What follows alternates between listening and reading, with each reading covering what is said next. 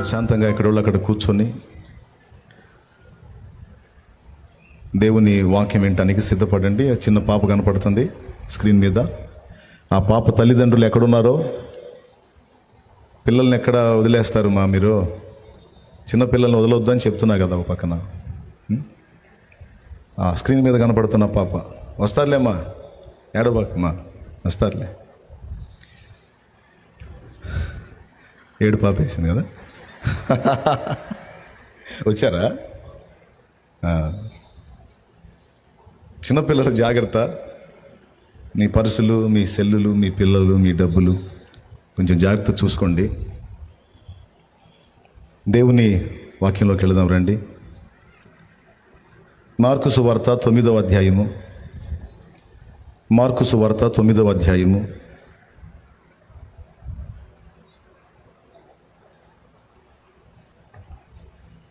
21వ వచనం నుంచి చదువుతున్నాను, చిత్తగించండి. అప్పుడు ఆయన, ఇది వీనికి సంభవించి ఎంతకాలమైనదని వాని తండ్రిని అడుగగా, అతడు బాల్యము నుండియే అది వానిని నాశనము చేయవలెనని తరచుగా అగ్నిలోనూ నీళ్లలోనూ పడద్రోయును. ఏమైనను నీ వలననైతే మా మీద కనికరపడి మాకు సహాయము చేయమనెను. అందుకు యేసు, నమ్ముట నీ వలననైతే నమ్మువానికి సమస్తము సాధ్యమే అని అతనితో చెప్పాను. చిన్న మాట ప్రార్థన చేసుకుని దేవుని నడిపింపును కోరుకుందాం. ప్రేమ కలిగిన మా మహాపరిశుద్ధ తండ్రి, ఘనుడవగు దేవా, నీకు స్తోత్రము.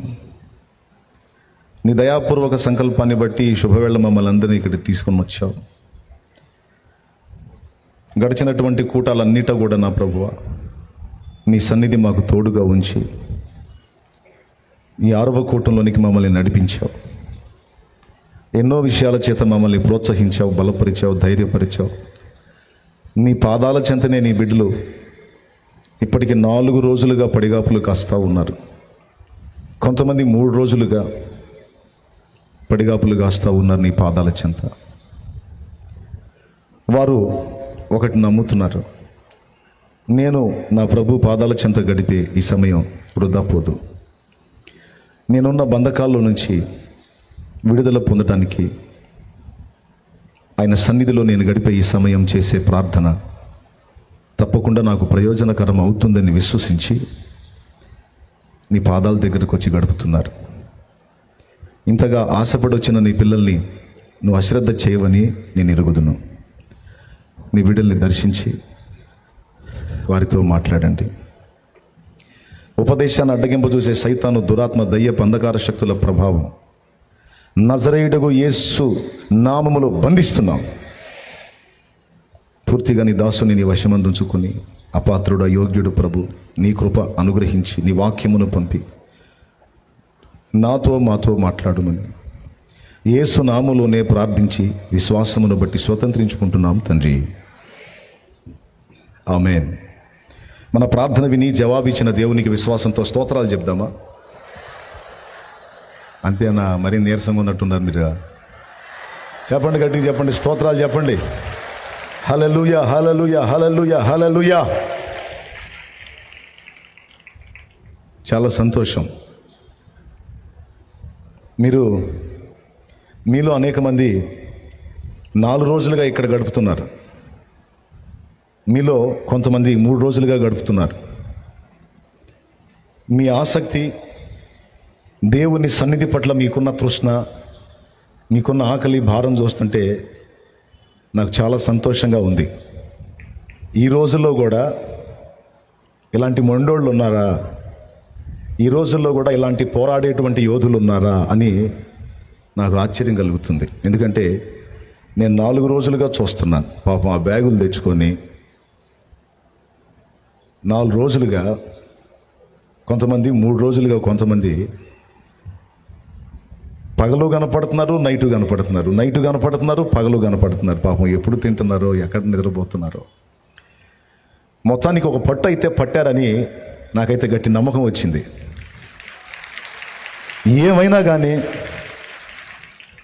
షాలేమన్న ద్వారా దేవుడిచ్చిన పిలుపుని నేను గౌరవిస్తాను, నేను లోబడతాను. ఆయన ఏదో చెబుతాడు, ఆయన ఏదో చేస్తాడు, నాకేదో అద్భుతం జరిగిద్దని నేను షాలేమన్న ముఖం చూడను. షాలేమన్నను అభిషేకించి నిలబెట్టి వాడుకుంటుంది నా దేవుడు. నేను ఆయన వైపు చూస్తాను. నా దేవుని సన్నిధి అక్కడ ఏర్పాటైంది. 4 రోజులు పరిశుద్ధులందరూ అక్కడ చేరి నా ప్రభువుని ఆరాధిస్తారు, నా ప్రభువుని సేవిస్తారు, ఆయనకు ప్రార్థిస్తారు, ఆయన ఆరాధిస్తారు, ఆయన మహింపరుస్తారు. అందులో నా వంతు నేను కూడా కనబడాలి, నేను కూడా గడపాలి, నేను కూడా ఇలాంటి వాటిని గౌరవించాలి.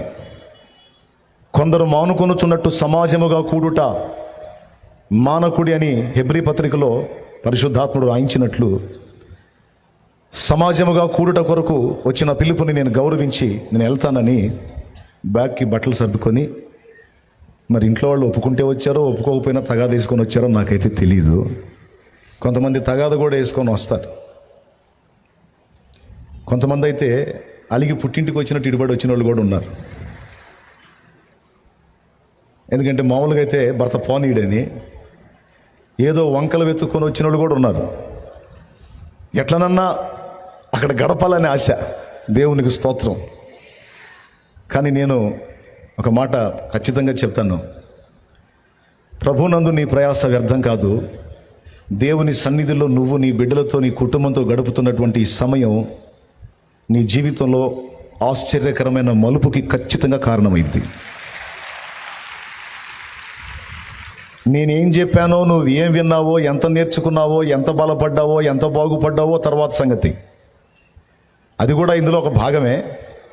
కానీ నువ్వు పట్టుబట్టి దేవుని పాదాల చెంత ఉపదేశం విని ఆరాధించి ప్రార్థనలో పెనుగులాడుతున్నావు చూడు. ఈ ప్రార్థన, ఈ పెనుగులాట, ఈ పడిగాపులు అదిగో ఆయన చూస్తున్నాడు. నీ హోదాను వదిలేశావు, నీ విలాసవంతమైన సౌకర్యవంతమైనటువంటి ఇంటిని వదిలేశావు, లోకంలో నీ ఫ్రెండ్స్, నీ స్నేహితులు, శ్రేయోభిలాషను వదిలేశావు. నాకు యేసు కావాలి, నేను ఆయనతో ఉండాలి, నేను 4 దినాలు ఆయన పాదాల చెంత గడపాలని నువ్వు చేసిన తీర్మానం చాలా ఉత్తమమైంది. నీ జీవితంలో దేవుని గ్రంథంలో రాయబడే సమయం ఇది, ఖచ్చితంగా రాయబడింది. ఎందుకంటే ఆయన అన్యాయస్తుడు కాడు. ఎవడు దీనుడై విరిగి నలిగిన హృదయము గలవాడై నా మాట విని వణుకుచుంటాడో, నా సన్నిధిని కాచుకుంటాడో వాడిని నేను దృష్టిస్తున్నాను, వాని ప్రార్థన నేను ఆలకిస్తున్నానని నా దేవుడు సెలవిచ్చాడు. కాబట్టి మళ్ళీ చెప్తున్నాను, గుర్తుపెట్టుకోండి, నా ప్రభు సన్నిధిలో, నా తండ్రి సన్నిధిలో మీరు గడిపే ఈ సమయం పొరపాటున కూడా వృధాగా పోదు. మీరు ఎదుర్కొంటున్న మానసిక సమస్యలు, మీరు ఎదుర్కొంటున్నటువంటి ఆత్మీయ సమస్యలు, మీరు ఎదుర్కొంటున్నటువంటి శరీర సంబంధమైన సమస్యలు, 3ంటికి తప్పనిసరిగా నా తండ్రి నీకు పరిష్కారాన్ని సూచిస్తాడు, చూపిస్తాడు. నిజంగా విశ్వసిస్తే గట్టిగా కొట్టు, లేకపోతే వదిలే.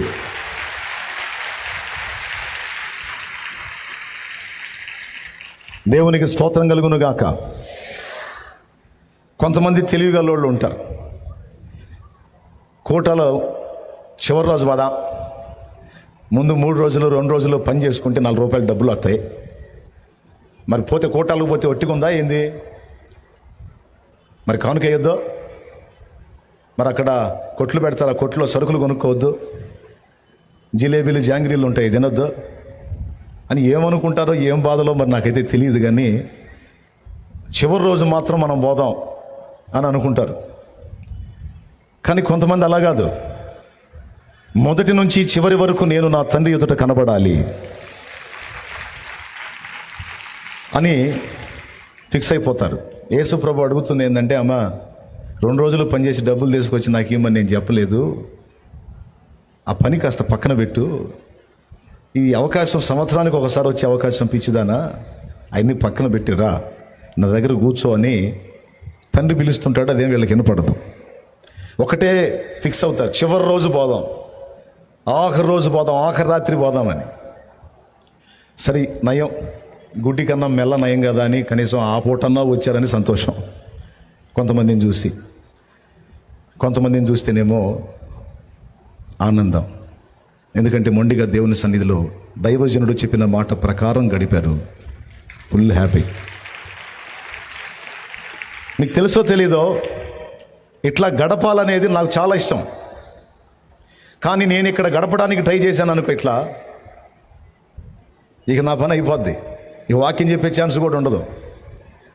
అందుకని ఏం చేద్దాం, మీరు హాయిగా గడుపుతుంటే నేను లోపల ఒక పక్క ఆనందపడుతూ, ఒక పక్క అవకాశం నాకు దక్కనందుకు బాధపడుతూ, పోనీలే నేను గడపలేకపోయినా నా బిడ్డలు గడుపుతున్నారని తృప్తి చెందుతున్నాను.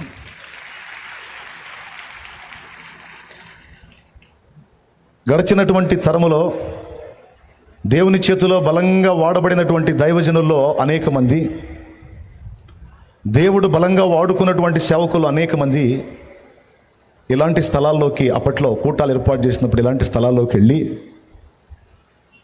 దేవుని ఆరాధించి సేవించి, దేవుని వాక్యం విని సంధించబడి, ప్రార్థన ముగించగానే అక్కడే పడి ఆ దుమ్ములో, ఇక్కడ మనం పరదాలు వేసాం, అప్పటి రోజుల్లో పరదాలు కాదు, ఆ మట్టి మీద ఒరిగడ్డి చల్లి కూర్చోమంటారు.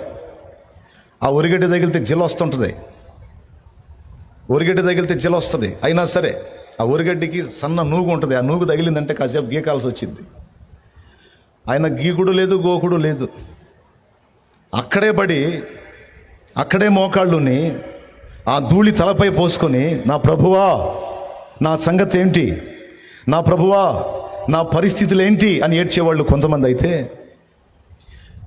కొంతమంది సేవకులు, నా ప్రభువా నన్ను ఎప్పుడు వాడుకుంటావు, ఇదిగో నేను సిద్ధంగా ఉన్నానయ్యా, నన్ను విలువయ్యా, అనేకులకు ఆశీర్వాద కారణంగా నన్ను చెయ్యయ్యా, అలాంటి బ్రతుకు బ్రతకలేనప్పుడు నా బ్రతుకు అర్థం ఏంటి ప్రభువా అని గోజాడుకొని ప్రార్థించి పెనుగులాడి అలా గడిపినోళ్ళు దీనులై ఏ కర్ర దగ్గర కూర్చున్నారో, ఏ కట్టి దగ్గర కూర్చున్నారో, ఏ చెత్తలో కూర్చున్నారో, ఏ మట్టిలో కూర్చున్నారో, ఎంత ఏడ్చారో, ఎంత ప్రార్థించారో, ఎంత మూలిగారో అవన్నీ అక్కడ వినబడ్డాయి. దేవుడు జోక్యం చేసుకున్నాడు. కొంతమందిని తన సేవలో, అలాంటి దీనులైనటువంటి వాళ్ళని తన సేవలో బహు బలంగా వాడుకున్నాడు దేవుడు. గర్వహృదయులు రారు, అడిగిపోయేదేంద్రమ్మన. అరే దేవుడు అక్కడ కదలకపోతే, దేవుడు కార్యం చేయకపోతే, దేవుడు అక్కడ నిలబడకపోతే, దేవుడు తన ప్రసన్నతను అక్కడ ఉంచకపోతే వాడి వల్ల ఏడైద్దిరా ఆ పని అని అనుకుంటే పొరపాటును కూడా వదిలిపెట్టరు. కానీ ఏం లెక్కేస్తారు తెలుసా కొంతమంది సేవకులు, ఇది మనిషి శాలేం రాజు కూటాలయ్యి అనుకుంటారు. నా బొంద నా బొంద రోడ్లమ్మటి బికారోడ్లాగా తిరిగినోడిని, నేను పిచ్చోళ్ళలాగా తిరిగినోడిని, చచ్చిపోదాం అనుకున్నాండి. పట్టుకొచ్చి నా బ్రతుకును మార్చి ఆయన రక్తంతో కడిగి, రారా పనికి మళ్ళాడా రా అని చెప్పి తీసుకొచ్చి ఇలాగ నిలబెట్టింది యేసు. ఇక్కడున్న నాకు కనీసం నా సమాజానికే నేను తెలియదు. అలాంటిది మీరు ఎక్కడోళ్ళు, అసలు ఎన్ని ప్రాంతాల్లోంచి వచ్చారు మీరు, అసలు ఎంత, బెంగళూరు ఎక్కడా, చెన్నై ఎక్కడా, కర్ణాటక ఎక్కడా, తమిళనాడు ఎక్కడా, వైజాగ్ ఎక్కడా, తణుకు ఎక్కడా, ఎక్కడెక్కడా, వరంగల్ ఎక్కడా, తెలంగాణలో ఆ దరి నుంచి ఎన్ని ప్రాంతాల్లోంచి వచ్చారు. అసలు మీరెవరు, నేనెవరిని, అసలు మనల్ని ఇలా కలిపింది ఎవరు అంటే, నీ వీడియో చూసామన్నయ్య, చాలామంది వీడియోలు వస్తున్నాయి, మరి నా వీడియోనే ఎందుకు కనెక్ట్ అయ్యావు? ఇవన్నీ నాయి కాదండి, అదిగో అక్కడ ఉన్నాడు కథానాయకుడు, ఆయన చేస్తున్నాడు ఇవన్నీ, ఆయన పనిది. గ్రహింపున్నోళ్ళు, నిజంగా దేవుని కోసం పని చేయాలనుకున్నోళ్ళు, ఫలించాలనుకున్నోళ్ళు, రోషం కలిగినోళ్ళు, దీన మనస్సు కలిగినోళ్ళు, సాత్వికులైన వాళ్ళు, వినమ్రులైన వాళ్ళు ఇలాంటి ఛాన్సెస్ని పోగొట్టుకోరు. ఆయన సన్నిధిలో పడి సేవకుడైన, విశ్వాసైన, పరిచారకులైన ఆ ధూళిలో పడి ధూళిని ఎత్తిన పోసుకొని గోజాడుకుంటారు దేవుని పాదాల చెంత. ఎందుకో తెలుసా? ఖచ్చితంగా ఇది దేవుని సన్నిధిని వారు ఎరుగుదురు గనుక. అలాంటి దీనుల్ని, అలాంటి భారభరితమైన హృదయాలు కలిగినటువంటి వాళ్ళని నా తండ్రి అలక్ష్యం చేయడు, తప్పకుండా నిలబెడతాడు, తప్పకుండా ఈ కృప వాళ్ళకు కూడా ఇస్తాడు. కానీ ఇది ఒక మనిషిది అని చెప్పి కేటాయించి, అవకాశాలు లేకపోతే వేరే సంగతి, అవకాశాలు ఉండి కూడా ఇలాంటి సన్నిధిలో గడపలేకపోయిన వాళ్ళ ఆధ్యాత్మిక దారిద్ర్యాన్ని బట్టి నాకు కొంచెం బాధ కలుగుతుంది. ఎంత సోదరుడురా ఇల్లు అనిపిస్తుంది నాకు. అరే, దేవుడు నిలబడి దేవుడు కదులుతున్నటువంటి కార్యాలను కళ్ళ పండగగా చూసి పండగ చేసుకోవాల్సింది. ఇది ఎక్కడి దరిద్రం రా నాయన. కొంతమందిని తలుచుకున్నప్పుడు నాకు అట్లా నవ్వు వచ్చింది, బాధ కలిగిద్ది. సరే, ఎవరి హృదయం కొద్దీ వాళ్ళు ముందుకెళ్తూ ఉంటారు, ప్రాబ్లం లేదు. కానీ వచ్చిన సేవకులు కావచ్చు, సహోదరులు కావచ్చు, సహోదరులు కావచ్చు, అందరూ ధన్యులు. దేవునికి మహిమ. దైవజనులు కావచ్చు, దైవజనురాళ్ళు కావచ్చు, ఇక్కడ వేదిక దగ్గర కూర్చోవచ్చు, లేకపోతే ఆ జనంలో సామాన్యులాగా ఎక్కడో కూర్చొని మోకాళ్ళు వేసి ప్రార్థన చేసుకుంటుండొచ్చు. నేను చెప్తున్నా, నా చెల్లి, నా తమ్ముడా, సేవకుడా, సేవకురాలా, నువ్వు ఎక్కడో పడి కూర్చొని గోజాడుతున్నావు, ఏడుస్తున్నావు, నీ కన్నీళ్లు నా దేవుడు చూస్తున్నాడు. తప్పకుండా రాబోతున్న దినాల్లో అనేక ఆత్మలను నీ చేతికి అప్పగిస్తాడు నా దేవుడు. నమ్ము, నా దేవుడు నీ ఖచ్చితంగా బాధ్యత అప్పగిస్తాడు. ఎందుకంటే ఆయన నీతో కూడా ఉంటాడు. విరిగి నలిగిన హృదయము గలవారికి ఆయన ఆసన్నుడు. అలాంటి హృదయాలు ఎక్కడున్నాయో వారితో కూడా నేను ఉంటాను. నలిగిన వారి ప్రాణాన్ని ఉజ్జీవింపజేస్తానని నా ప్రభువు మాట్లాడాడు. తప్పకుండా నీతో ఉంటాడు ఆయన. దీనిలంటే చాలా ఇష్టం. గర్వహృదయాలంటే అసహ్యం ఆయనకి. అబ్బో, నువ్వు పెద్ద మొనగాడివి కదరా బాబు, నువ్వు పెద్ద మొనగాడివిలే, మొనగాళ్ళు నాకు వద్దురా బాబు, దీనులు కావాలని మొనగాళ్ళను పక్కన పెట్టి దీనులు వెతుక్కుంటాడు ఆయన. ఒక రోషం, ఒక దర్శనం, ఒక పట్టుదల, ఒక భారం. నా ప్రసంగాలొద్దు, దేవుడు చేసే కార్యం చూస్తే చాలు. నాకంటే మంచి ప్రసంగికులై ఉండొచ్చు, నాకంటే బాగా వాక్యాలు చెప్పగలిగి ఉండొచ్చు, ప్రాబ్లం లేదు. కానీ దేవుడు కదులుతున్న కార్యాన్ని చూసి దేవుని మయంపరచొచ్చు. దేవుని సన్నిధిలో పడి, దేవా ఇదిగో నా ఎడల కూడా ఈ కృప చూపి నా పరిచర్యలో కూడా ఇలాంటి ఉజ్జీవాన్ని రగిలించవా అని అడిగితే ఎంత బాగుండు. అలాంటి దర్శనాన్ని ఏర్పరచుకొని అలాంటి పట్టుబడితే ఎంత బాగుండు. అందరూ ఇక్కడ రాకపోయినా అక్కడక్కడ ఉండి లైవ్లో వింటారని చెప్తున్నాను నేను. కనీసం ఇకనన్నా సిగ్గు తెచ్చుకుంటారని చెప్తున్నాను. తెచ్చుకోకపోతే వాళ్ళ కర్మ. నేనే మొనగాడని చెప్పుకోవట్లా. దేవుడు కదులుతున్నాడు, దేవుని సన్నిధిని అనుభవిస్తున్నారు ప్రజలు వచ్చి, లక్షలాది మంది వచ్చి. ఒక మనిషిదని ఎందుకు నిర్లక్ష్యం చేసుకుంటారు? దేవుని సన్నిధిని పోగొట్టుకోకండి నా సహోదరులారా, దేవునిలో ఆనందించండి అని ఒక మాట చెప్పాలనిపించింది, చెప్పా. ఓకే, ఇప్పుడు పాయింట్కి వద్దాం. ఇక కాసేపు ప్రశాంతంగా ఎక్కడో అక్కడ కూర్చోండి. గేదెల్ని కొనే సంతలో తిరిగినట్టు తిరగొద్దు. ప్రశాంతంగా కూర్చోండి, ఎక్కడో అక్కడ చక్కగా దేవుని వాక్యం వినండి. యేసు ప్రభు కొండ మీద రూపాంతరం చెందుతున్న టైంలో ఆయనతో పాటు 3 శిష్యుల్ని వెంటబెట్టుకొని వెళ్ళాడు. పేతురు, యోహాను, యాకోబు అనే 3 వెంటబెట్టుకొని ఆయన కొండ ఎక్కాడు.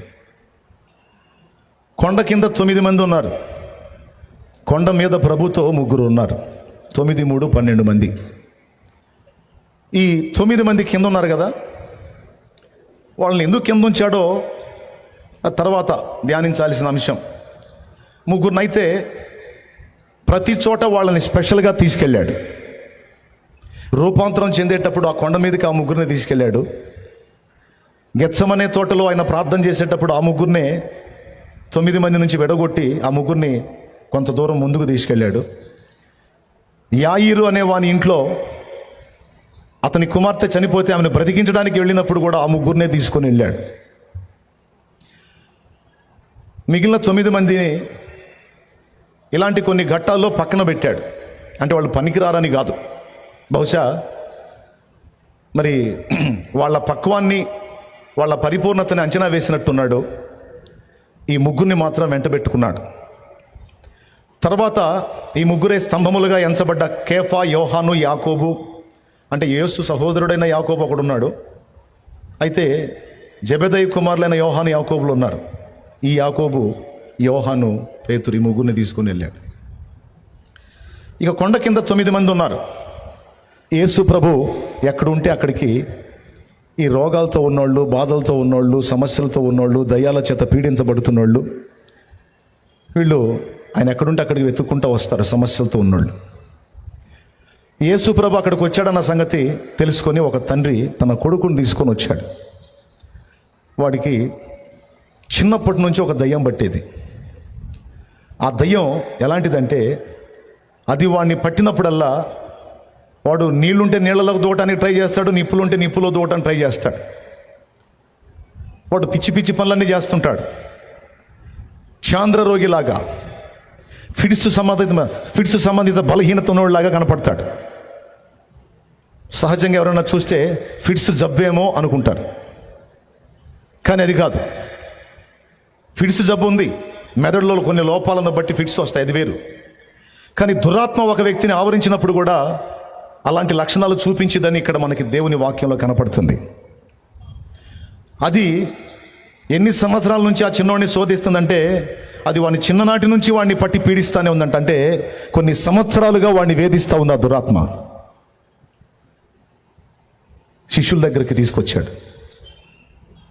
అయ్యలారా, యేసు ప్రభు అదేంటంటే ఆయన కొండ మీద ఉన్నాడు. అవునా, ఇదిగో వీడు నా కుమారుడు, వీడు దురాత్మ చేత పీడించబడుతున్నాడు కొన్ని సంవత్సరాలుగా. యేసు ప్రభు దయ్యములను వెళ్ళగొట్టుచున్నాడని నేను విన్నాను.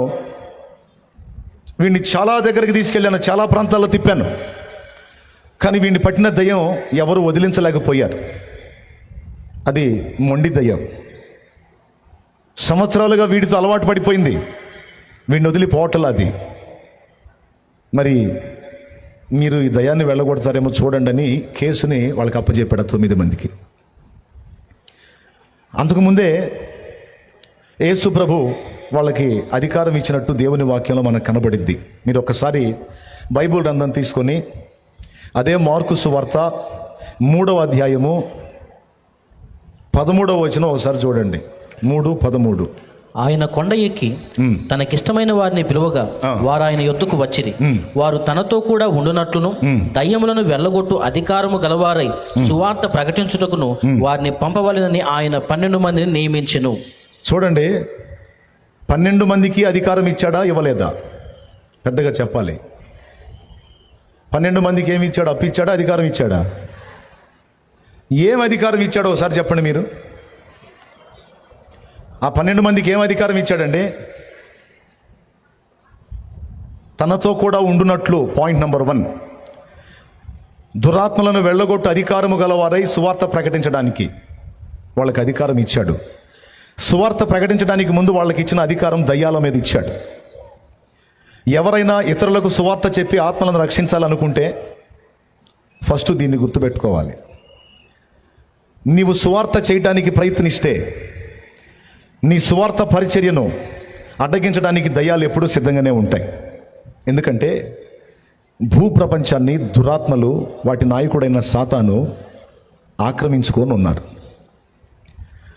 ఈ భూమి మీద కంటికి కనబడుతున్న మనుషులు ఎంత ఉన్నారో ఆ మనుషులకు రెట్టింపు సంఖ్యలో, డబల్ త్రిబుల్ సంఖ్యలో, ఇంకా అంతకంటే ఎక్కువ సంఖ్యలో దురాత్మలు ఉన్నాయి. అవి కంటికి కనపడవు, వాటి మాటలు మన చెవులకు వినపడవు, అదృశ్య రూపంగా ఉన్నాయి అవి, కానీ ఉన్నాయి. అవి మనుషుల్ని పాపములో బంధించి పెట్టాయి, శాపంలో బంధించి పెట్టాయి, వేదనలో, వ్యసనాల్లో బంధించి పెట్టాయి. ఎందుకంటే మనుషుల్ని దేవుడు స్పెషల్గా ప్రేమిస్తున్నాడు. ఈ సాతానుకి, వాడి దురాత్మలకి ఫస్ట్ ఉన్న అధికారం మీకు తెలుసా? సాతాను అనేవాడు ఒక కెరూబు. ఈ దురాత్మలు, దయ్యాలు, అపవిత్రాత్మలు అనేవి దేవదూతలు. ఒకప్పుడు వాళ్ళ ప్లేస్ పరలోకం. కానీ పాపము వాళ్ళలో కనబడ్డప్పుడు దేవుడు అక్కడి నుంచి వాళ్ళ స్థానాన్ని తొలగించి వాళ్ళని అక్కడి నుంచి నెట్టివేయడం జరిగింది. ఆ తర్వాత వాళ్ళ స్థానం ఎక్కడ ఉంది అంటే ఆకాశ మండలంలో, భూమిపైన ఉన్న ఆకాశ మండలంలో అవి స్థావరాన్ని ఏర్పరచుకొని అక్కడ ఉన్నాయి. అది ఎఫ్ఎస్సి పత్రిక 6:12 సాక్ష్యం ఇచ్చింది. జస్ట్ రాసుకొని నాకు వెళ్ళి చూడు, అవి ఉన్నాయి అక్కడ. తర్వాత ఆదాముని, హవ్వని చెడగొట్టడం, ఆ తర్వాత వాళ్ళకి పుట్టే పిల్లల్ని చెడగొట్టడం, ఆ విధంగా మానవ జాతి మీద అధికారాన్ని పొందటం, భూమండలాన్ని ఆక్యుపై చేసుకోవటం, టోటల్గా అవి ఇక భూమిని సొంతం చేసుకున్నాయి. చేసుకున్నాయి అంటే ఆదామే ఇచ్చాడు. మనందరికీ మూలపిత్రుడు ఎవరైనా ఆదాము, మనందరికీ మూలపిత్రుడు. ఆయన అప్పచెప్పాడు. దేవుని మాట వినకుండా ఆ సైతానుగాడి మాట విని, ఆ సర్పం మాట విని వాళ్ళిద్దరూ కలిసి అధికారాన్ని అప్పచెప్పారు. ఇక అప్పటి నుంచి ఇప్పటిదాకా అవే వెళ్తున్నాయి. నువ్వు యేసుక్రీస్తును గూర్చిన సువార్త చెప్పడానికి ఒక వ్యక్తికి ట్రై చేస్తే ఫస్ట్ నీ వైపు చూసేది ఏయో తెలుసా? ఎవరో తెలుసా? మనుషులు కాదు నీకెళ్ళి చూసేది. నీకు ఎప్పుడైతే హృదయంలో ఆత్మల భారం ఏర్పడి ఆత్మలను రక్షించాలి అని నీకు రంది కలిగిద్దో అప్పుడు మొదట నీ వైపు చూసేది దురాత్మలే. ఎందుకో తెలుసా? మనకు శత్రువు తయారైంది, మనకు శత్రువు తయారయ్యాడు. అసలు ఈ మనిషినే మన చేతుల్లోంచి పోగొట్టుకోకుండా ఉండాల్సింది, పోగొట్టుకున్నాం. ఇప్పుడు ఈ మనిషి అటు కనెక్ట్ అయ్యి, ఎటు ప్రభువుకి కనెక్ట్ అయ్యి మన చేతుల్లో ఉన్న మిగిలిన వాళ్ళని కూడా లాగేసేయాలని ట్రై చేస్తుంది.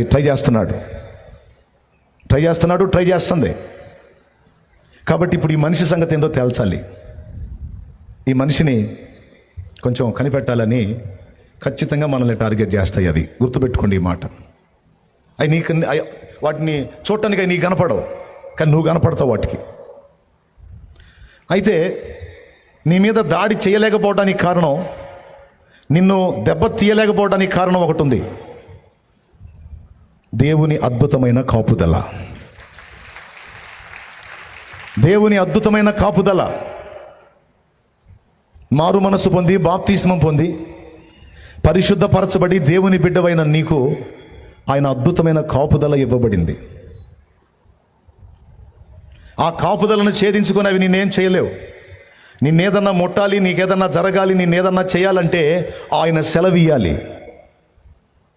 వితౌట్ పర్మిషన్ అవి ఏం చేయడానికి లేదు. మనల్ని ఆయన దగ్గర పర్మిషన్ తీసుకునే ఏదన్నా మనల్ని అటాక్ చేయాలి. అక్కడ వచ్చింది వాటికి చిక్కు. లేకపోతే ఎప్పుడో పీస్ అయిపోయేది వ్యవహారం. నువ్వు ఇంకా 10 మందిని రక్షించడం కాదు, నీ పని అయిపోయేది ఎప్పుడో. కానీ నువ్వు ఎంతమందిని రక్షణలోకి నడిపిస్తున్నా అవి గిలగిల్లాడుతా చూస్తానే ఉన్నాయి, కానీ నిన్ను మాత్రం ఏం చేయలేకపోతున్నాయి. కారణం ఏంటో తెలుసా? నీకు ఇవ్వబడిన దేవుని అద్భుతమైన కాపుదల. చాలా కష్టపడి కొట్టారులే.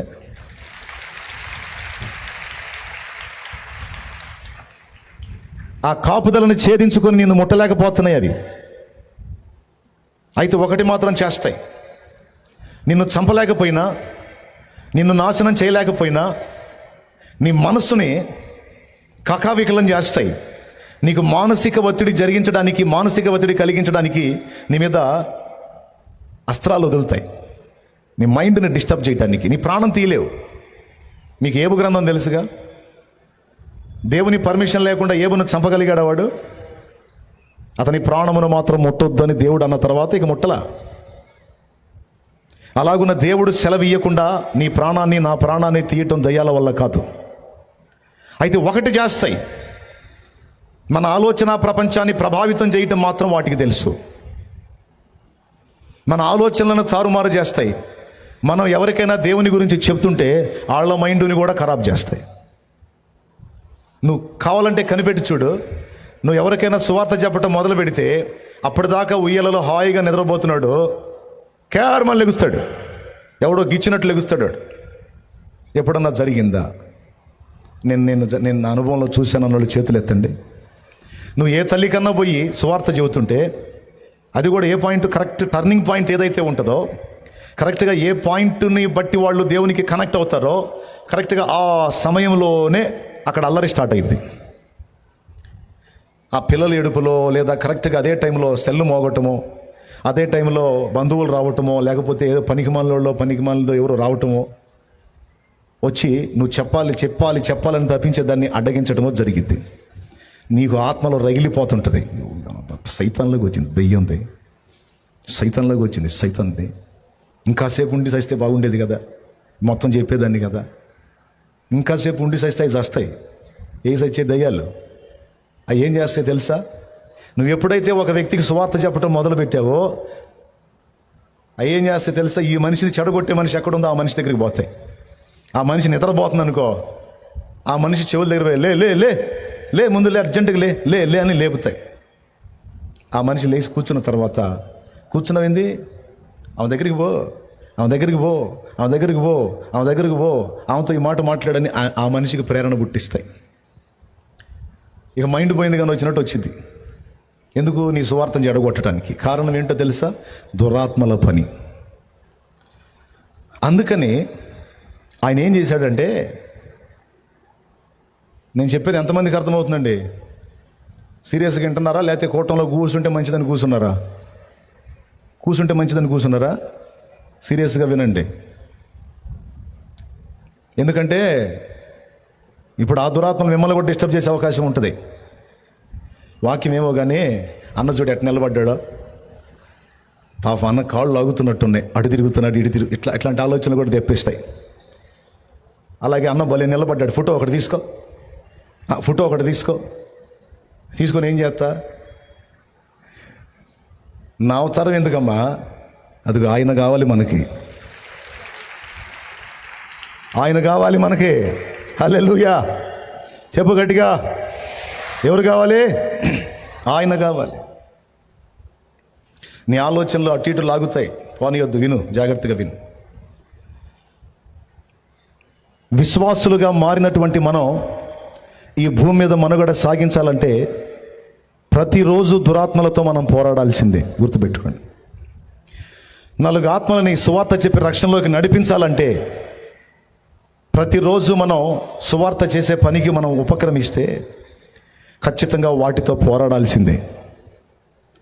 సేవకు వచ్చావా నువ్వు? అట్లయితే సేవ అల్లాటప్ప మాట కాదు, అల్లాటప్ప ఆట కాదు. డైరెక్ట్గా దయ్యాలతో యుద్ధం. ఈ మాట నేను కాదు, పౌలు మహనీయుడు చెప్పాడు పరిశుద్ధాత్మ ప్రేరణలో. ఎఫెసీ పత్రిక 6వ అధ్యాయం 12వ వచనం, మనం పోరాడుతున్నది శరీరులతో కాదు అన్నాడు. ఆ మాటకు అర్థం ఏంటి? శరీరులతో కాదు అంటే మనుషులతో కాదని అర్థం. నువ్వు భర్త ద్వారా శోధించబడుతున్నావో, భార్య ద్వారా శోధించబడుతున్నావో, పిల్లల ద్వారా వేధించబడుతున్నావో, ఇరుగు పొరుగుల ద్వారా ఇబ్బంది పెట్టబడుతున్నావో, ఏ మనుషులు నిన్ను ఎలా టార్చర్ చేస్తున్నారో వాళ్ళని చూసినప్పుడు నీకు బాధ కలిగిద్ది, కోపం వచ్చిద్ది, కక్ష కలిగిద్ది. కానీ నీకు తెలుసా, వాళ్ళ వెనకుండి నిన్ను ఆటాడిస్తుంది దయ్యాలని, వాళ్ళ వెనకుండి నిన్ను శోధిస్తుంది దురాత్మలని నీకు తెలుసా? పౌలు మహనీయుడు చెప్తున్నాడు, మనం పోరాడుతున్నది మనుషులతో కాదర్రా అని చెప్తున్నాడు. మరి ఎవరితోనయ్యా? ప్రధానులతోనూ అధికారులతోనూ ప్రస్తుత అంధకార సంబంధులకు లోకనాథులతోనూ ఆకాశ మండలమందున దురాత్మల సమూహములతోనూ మనము పోరాడుచున్నాము అన్నాడు. ఇది ఒక పచ్చి నిజం, అందరూ ఖచ్చితంగా గుర్తుపెట్టుకోవలసినటువంటి వాస్తవిక సత్యం. కానీ ఏం చేద్దాం, మర్చిపోతుంటాం మనం తరచుగా ఈ పాయింట్ని. ఎందుకంటే ఆ మరపు కలిగించేది కూడా దయ్యాలే. ఇప్పుడు వింటామా? కాసేపు అయిన తర్వాత వాటిని మర్చిపోయేటట్టుగా అవి చేస్తాయి. ఏంది ఆ మాటలన్నీ తీసుకుంటున్నా? ఓహోహో, వదిలే. కొంతమంది అయితే మరి ఇది దాటక ముందేమో వదిలేస్తారు, కొంతమంది 2-3 రోజులు ఉంచుకుంటారు, కొంతమంది 1 వారం 10 రోజులు గ్రహిస్తారు, కొంతమంది అలా గుండెల్లో భద్రం చేసుకుంటారు దేవుని మాటల్లో, దేవుడిస్తున్న హెచ్చరికలు. ఇవి మనకి అదృశ్య రూపంలో ఉన్న శత్రువులు. కంటికి కనబడుతున్న వ్యక్తులు మనకు శత్రువులని మనం అనుకుంటున్నాం, కానీ వాళ్ళు కాదు. వాళ్ళ వెనకుండి ఆడిస్తున్నవి దయ్యాలు. వాటిని గుర్తుపట్టాలి మనం.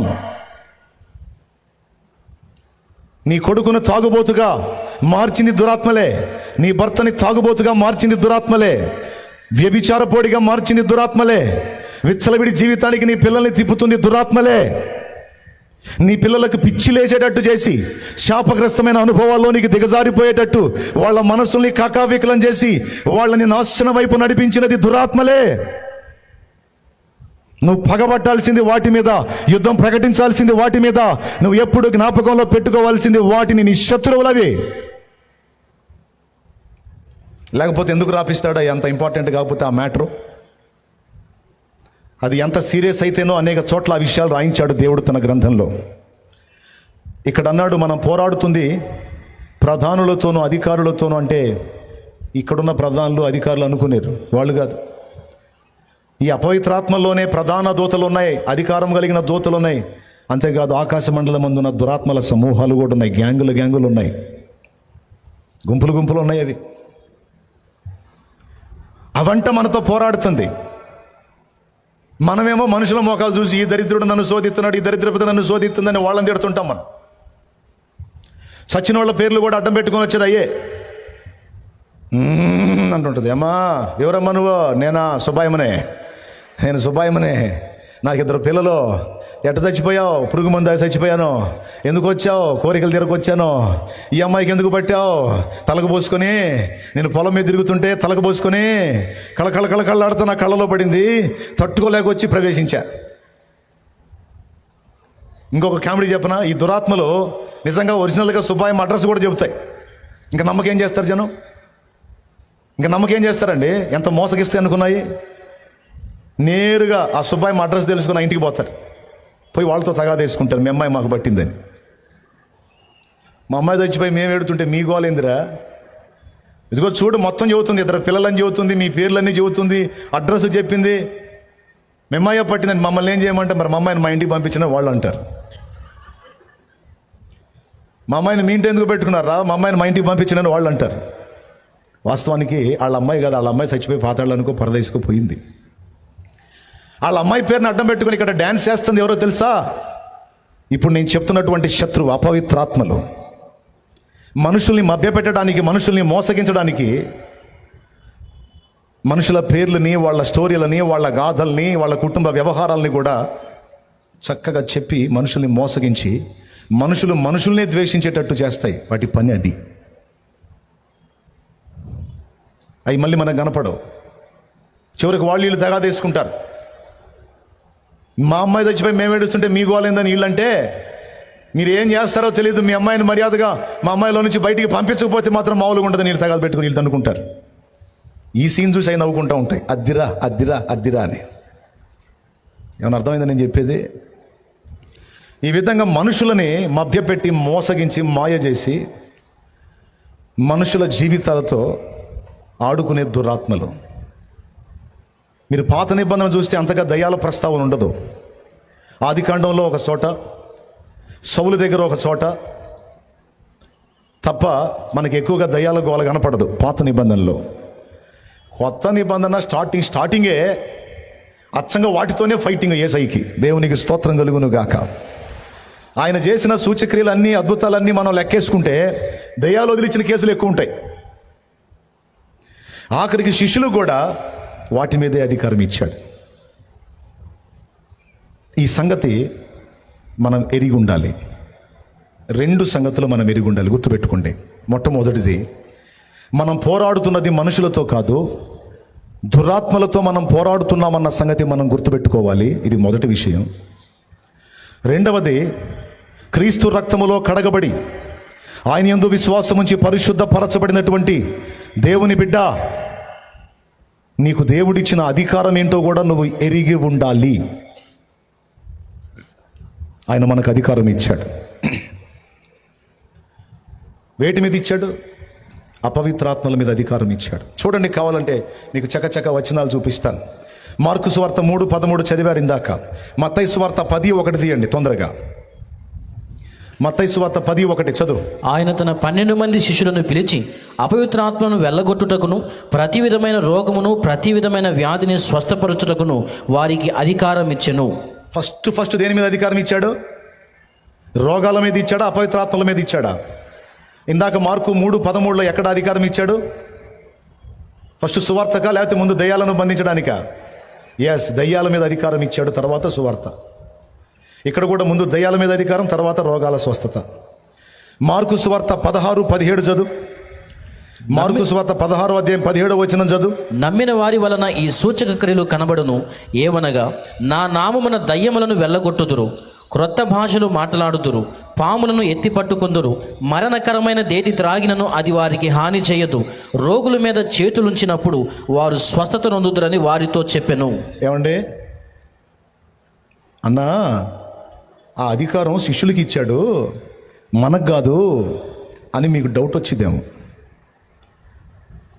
నమ్మి బాప్తిస్మం పొంది ఆయన యందు విశ్వాసం ఉంచి ఆయనను వెంబడించే వాళ్ళందరికీ ఈ అధికారాన్ని దేవుడు అనుగ్రహించాడు.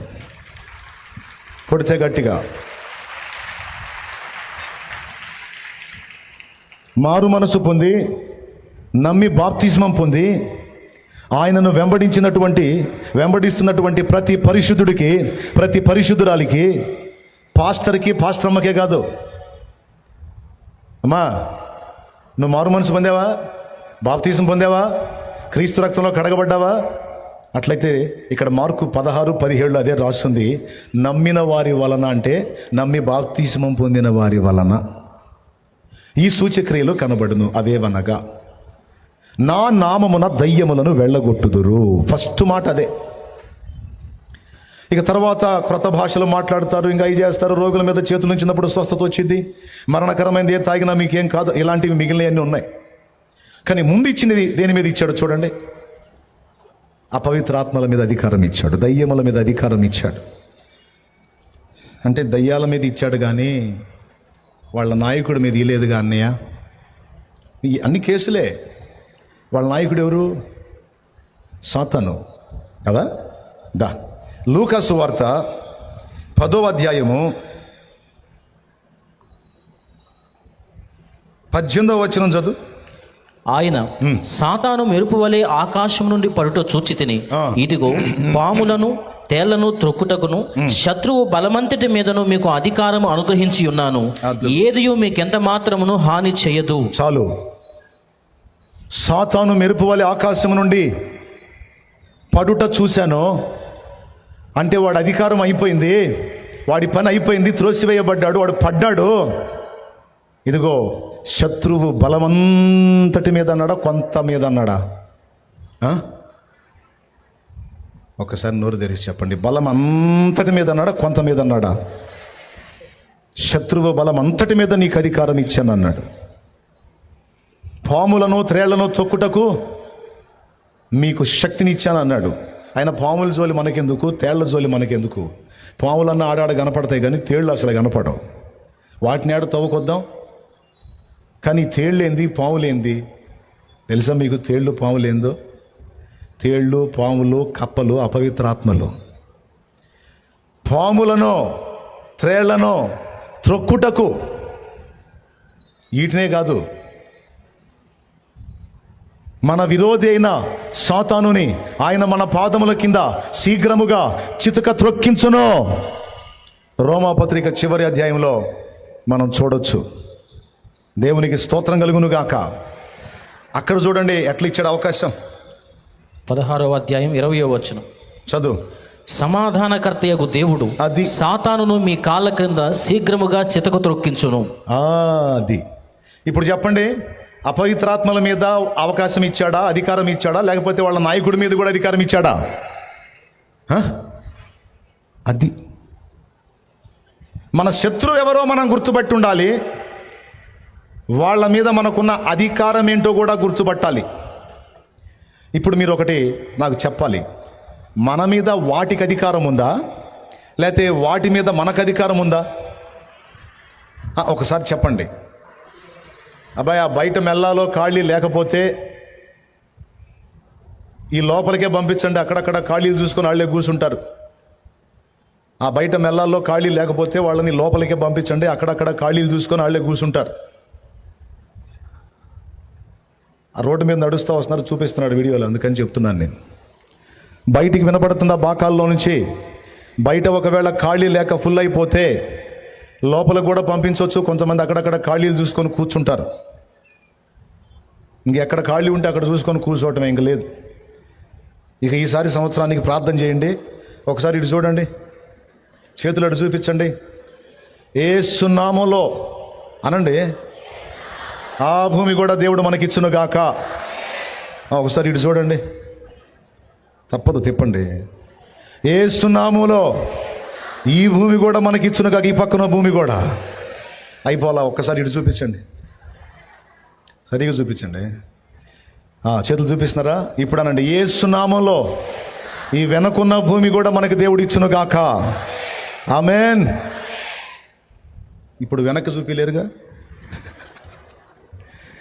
ఇప్పుడు చేతులు పైకెత్తండి.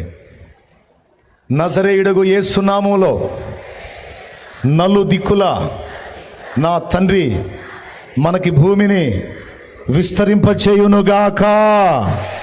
ఆమేన్, ఆమేన్, ఆమేన్.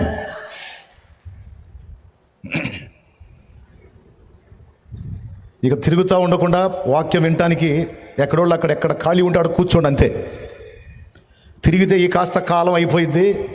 ఈ కాలం అయిపోయిందంటే ఆ చెప్పే 4 ముక్కలు నీకు ఎక్కవో.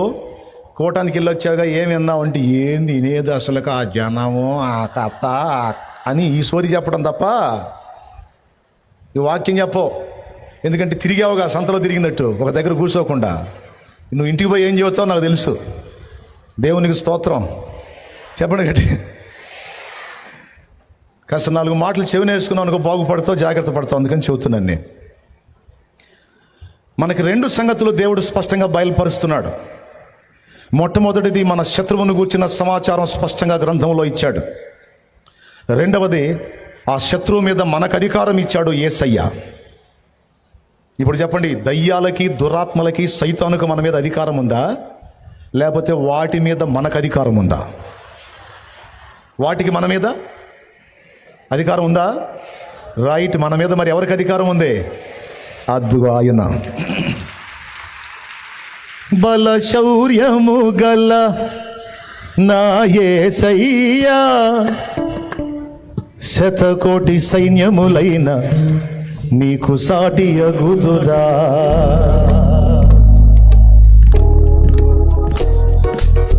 బల శౌర్యము గల నా యేసయ్యా, శతకోటి సైన్యములైన నీకు సాటి అగుదురా.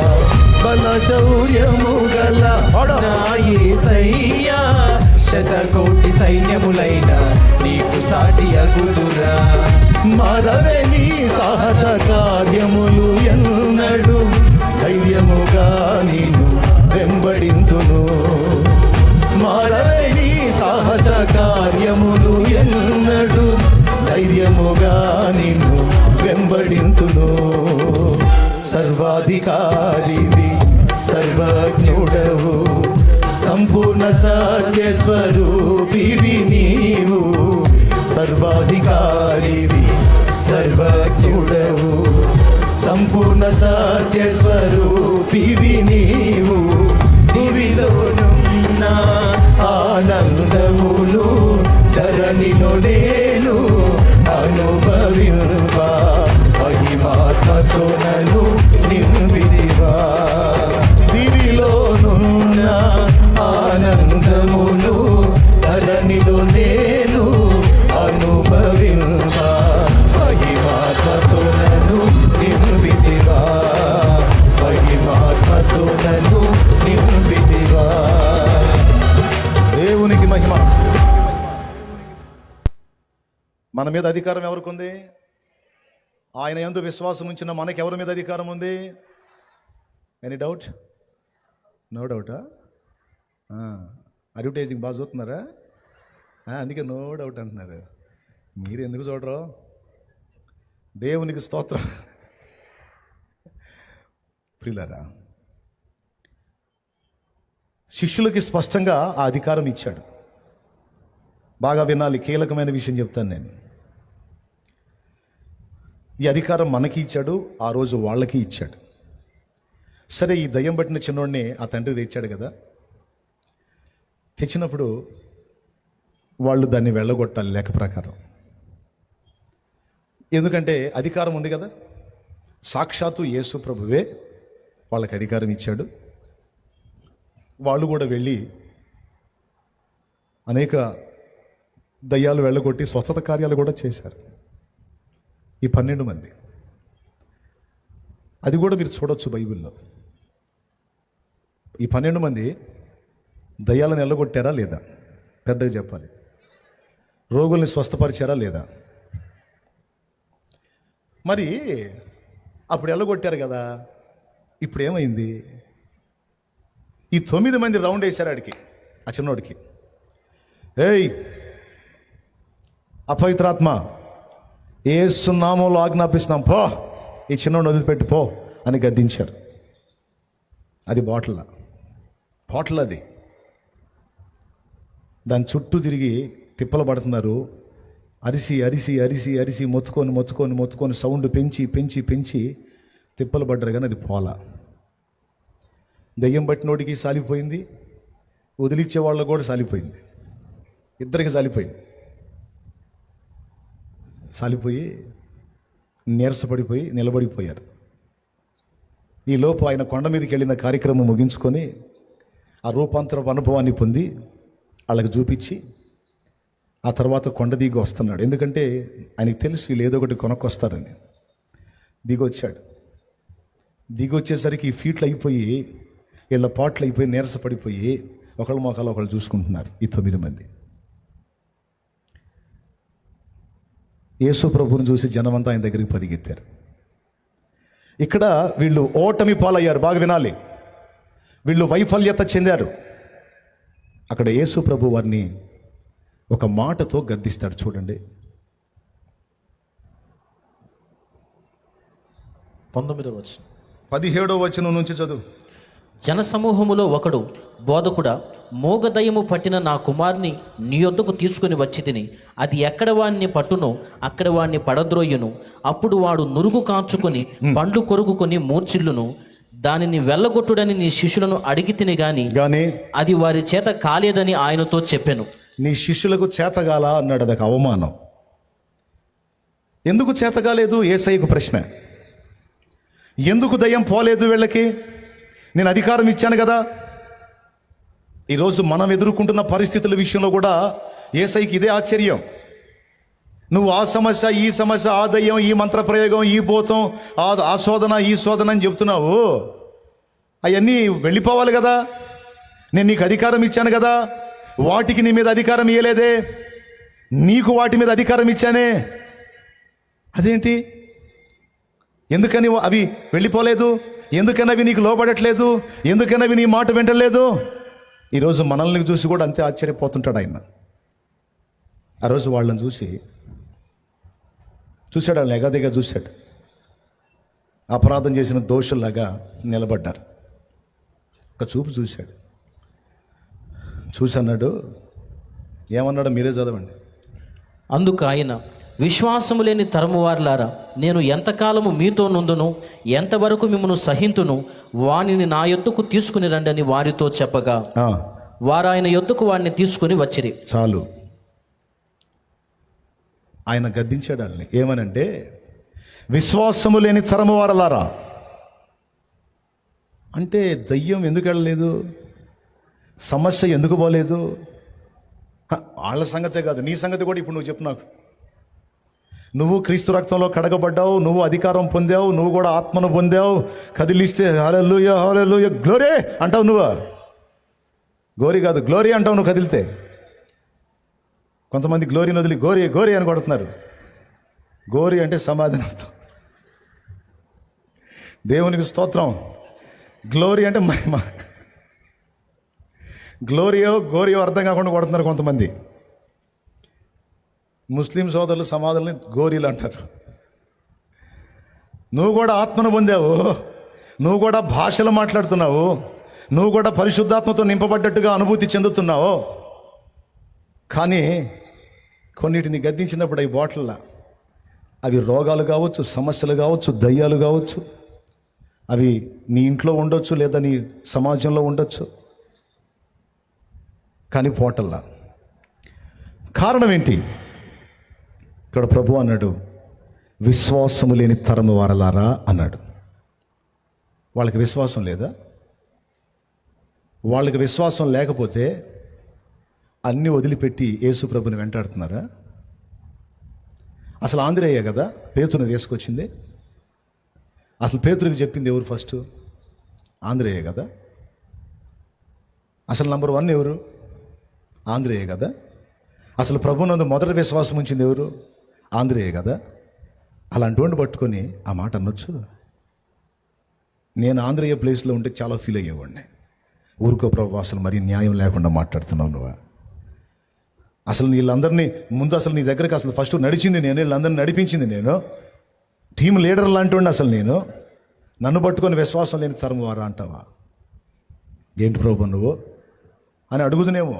పాపం ఆంధ్రేయ అడగల. మిమ్మల్ని అడుగుతున్నా, మీరు చెప్పండి, ఆంధ్రేయకి ఆయనతో పాటు ఉన్నటువంటి శిష్యులు మిగతా 9 మందికి విశ్వాసం లేదా, ఉందా లేదా? ఉందన్నోళ్ళు చేతులు ఎత్తండి. సగం సగం కాదు, ఉందంటే సరిగా చేతులు ఎత్తు. లేదన్నోళ్ళు చేతులు ఎత్తండి.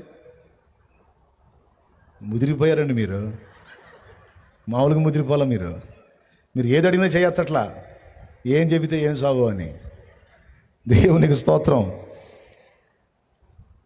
వాళ్ళకి విశ్వాసం ఉంటే విశ్వాసము లేని తరము వారలారని ఎందుకంటాడు? నాకు డౌటు, అసలు విశ్వాసం లేని వాళ్ళు అయితే ఫస్ట్ దెయ్యాలు ఎట్టపోయినాయి వీళ్ళకి, ఫస్ట్ రోగాలు ఎట్ట స్వస్థపరిచారు వీళ్ళు? ఈ 12 ఆ పని చేసి వచ్చారుగా. అప్పుడు సంచి తీసుకెళ్ళలేదు, జాలి తీసుకెళ్ళలేదు, సింగిల్గా పోయి ఏమీ తీసుకోకుండా పోయి అలాగో తిరిగి వచ్చారుగా. అసలు అప్పుడు ఎట్టెళ్ళ కొట్టారు, అప్పుడు ఎట్ట స్వస్థపరిచారు, అసలు ఇవన్నీ ఎట్ట జరిగినాయి? ఇక్కడ చిన్న బ్యాలెన్స్ ఒకటి ఉంది. యేసు ప్రభుని వెంబడించి యేసు ప్రభు అధికారం ఇచ్చిన తొలి దినాల్లో వాళ్ళ విశ్వాసం మండుతూ ఉంది. కొన్ని రోజులు గడిచిన తర్వాత, కొన్ని కార్యాలు జరిగిన తర్వాత వారిలో రగిలిన విశ్వాసపు మంట చల్లారిపోవటం మొదలుపెట్టింది. పరిశుద్ధాత్మ అగ్ని గురించి విన్నాం, కానీ విశ్వాసపు మంట గురించి మొదటిసారి వింటున్నామా అన్నయ్య అని మీరు అనుకోవచ్చు. కానీ నేను చెప్పేది నిజం. విశ్వాసము కూడా ఒక అగ్నితో పోల్చబడి ఉంది. విశ్వాసము ద్వారా మనలో పనిచేసేటువంటి పరిశుద్ధాత్మ శక్తి అగ్నితో పోల్చబడి ఉంది. ఆ అగ్ని మనలో పనిచేయాలంటే మనలో విశ్వాసపు అగ్ని ఉండాలి. మనలో విశ్వాసం అనే అగ్ని ఉండాలి. ఆ అగ్ని చల్లారకూడదు. ఆ అగ్ని ప్రజ్వరిల్లుతూ ఉండాలి. ఇది అందరూ గుర్తుపెట్టుకోవాల్సిన సంగతి. సేవకులు, విశ్వాసులు, పరిచారకులు అన్న భేదం లేదు. అందరూ గుర్తుపెట్టుకోవాలి. మనలో మొలకెత్తిన విశ్వాసం వృద్ధి పొందాలి, అభివృద్ధి చెందాలి. ఒక చిన్న ఆవగింజలాగా స్టార్ట్ అయినటువంటి విశ్వాసము పరిపూర్ణతను సంతరించుకోవాలి. మనం శ్రద్ధ నిలిపితే, భక్తి సాధనలో శ్రద్ధ నిలిపితే మనలో ఉన్నటువంటి అరాకొరా విశ్వాసం డెవలప్ అవుతూ పరిపూర్ణతను సాధించే అవకాశం ఉంది. మనం దాన్ని పట్టించుకోకపోతే, అశ్రద్ధ చేస్తే మనలో రగిలినటువంటి విశ్వాసపు అగ్ని, యేసయ్య రగిలించిన విశ్వాసపు అగ్ని దినదినం చల్లారిపోయి నిస్తేజమైపోయి నిస్సత్తువైపోయే అవకాశము కూడా ఉంది. చెవులు గలవాడు ఆత్మస్వరం వినుగాక. హల్లెలూయా. విశ్వాసములో పెరుగుట ఉంది, తరుగుట కూడా ఉంది. ఆత్మీయతలో పెరుగుట ఉంది, తరుగుట ఉంది. పరిశుద్ధాత్మ అభిషేకంలో పరిపూర్ణత పొందటం ఉంది, కొంచెం పొందటం ఉంది. ఎంతమందికి అర్థమవుతుందో ఏమో మరి. అర్థమైతే చేతులు ఎత్తండి. ఇక్కడ ఇది నాకెలా అర్థమైందంటే, ఈ శిష్యుల అనుభవం చూసినప్పుడు అర్థమైంది. ప్రారంభంలో వాళ్ళు అన్నీ చేశారు, కానీ కొన్ని రోజులు గడిచిన తర్వాత వాళ్ళ వల్ల కాటిల్లా. ఎందుకంటే వాళ్ళలో దేవుడు ప్రారంభించినటువంటి విశ్వాసపు అగ్నిని ఆర్పేసుకున్నారు. ఒకప్పుడు లోబడిన సమస్యలు, ఒకప్పుడు లోబడిన పరిస్థితులు, ఒకప్పుడు మాట విన్న సంగతులు ఇప్పుడు ఇంటలా తిరగబడుతున్నాయి. ఒకప్పుడు నువ్వు శాసిస్తే చాలా కార్యాలు జరిగాయి. ఒకప్పుడు నువ్వు ప్రార్థిస్తే చాలా మందికి స్వస్థతలు జరిగాయి. ఒకప్పుడు నువ్వు గద్దిస్తే దయ్యాలు వెళ్ళిపోయాయి. ఒకప్పుడు నువ్వు ఎవరితో మాట్లాడితే వాళ్ళు మారు మనసు పొందారు. ఒకప్పుడు నువ్వు ఏ ఇంట్లో అడుగు పెడితే ఆ ఇల్లు ఆశీర్వదించబడింది. నువ్వు ఎవరిని దర్శిస్తే వాళ్ళు రక్షణలోకి వచ్చారు. కానీ ఇప్పుడు నువ్వు అలా చేయలేకపోతున్నావు. నీకు డౌటే, ఒకప్పుడు నాలో అలా ఉంది కదా, ఇప్పుడు ఎందుకు ఇలాగ అయిపోయింది అంటే అభిషేకం తక్కువైపోయింది అనుకుంటావు, లేకపోతే ఇంకొకటి లేదు ఏదో అనుకుంటావు, సాగు చెప్పుకుంటావు. మొత్తానికైతే రాజీ పడిపోయావు. ఈ రాత్రి దేవుడు నీతో మాట్లాడుతున్నాడు. రాజీ పడొద్దు, రాజీ పడొద్దు. రాజీ పడితే వాళ్ళని గద్దించినట్టే నేను నిన్ను కూడా గద్దించాల్సి వచ్చింది. నువ్వు రాజీ పడితే దయ్యాలను నువ్వు శాసించడం కాదు, పిచ్చోడా పిచ్చిదానా అవే నిన్ను శాసిస్తాయి. వాటిని నువ్వు కట్టడి చేయటం కాదు, అవే నిన్ను కంట్రోల్ చేస్తాయి. తెలుసా? వాటిని నువ్వు గెలవటం కాదు, అవి నిన్ను గెలుస్తాయి. నీలో చల్లారిపోయిన లోకాసులు తిరిగి స్టార్ట్ అవుతాయి. నీలో ఒకప్పుడు వదిలిపోయినటువంటి బలహీనతలో తిరిగి మళ్ళా స్టార్ట్ అవుతాయి. అవి నీలోనికి మళ్ళా రాకూడదంటే, ఆ శత్రువులు నీ మీద అధికారం చెలాయించకూడదంటే, నీలో నేను ప్రారంభించినటువంటి విశ్వాసపు అగ్ని అంతకంతకు ప్రజ్వలించాలి.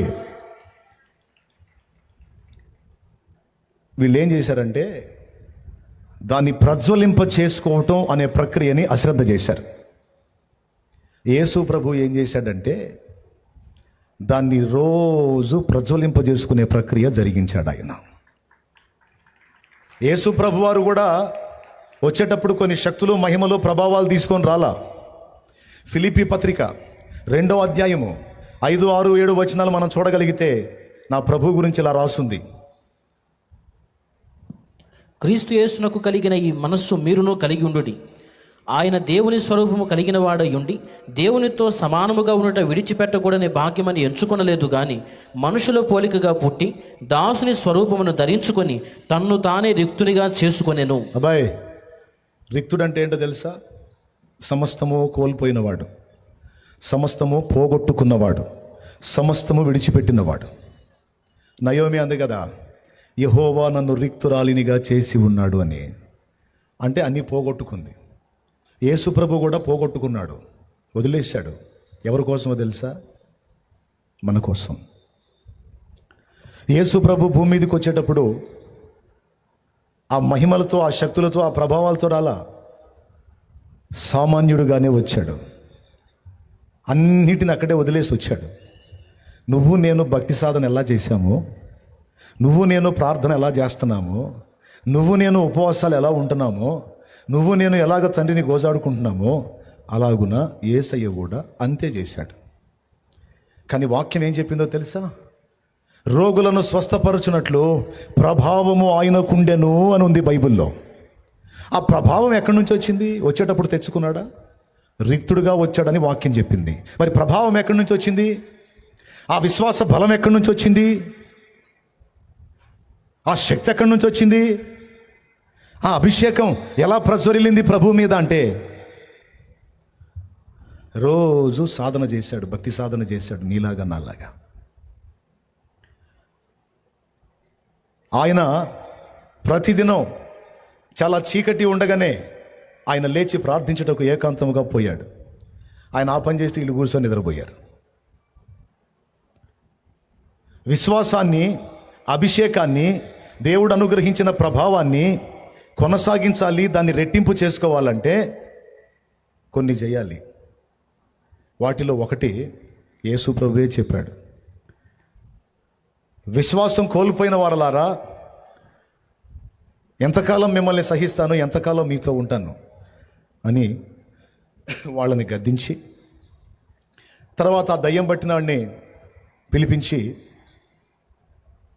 ఆ దయ్యాన్ని వెళ్ళగొట్టడానికి ప్రభువు పూనుకుంటాడు. తర్వాత విడుదల వచ్చేది, అది వేరే సంగతి.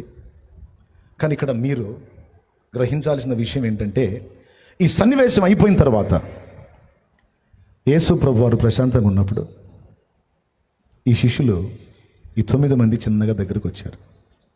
దగ్గరకు వచ్చి, ప్రభువా ఏంటి, మేము కూడా ప్రార్థించాము, మేము కూడా గద్దించాము.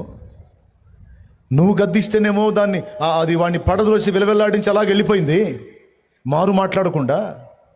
మేము అంతసేటు గద్దించినా అది వెళ్ళలేదు, ఎందుకు ప్రభువా?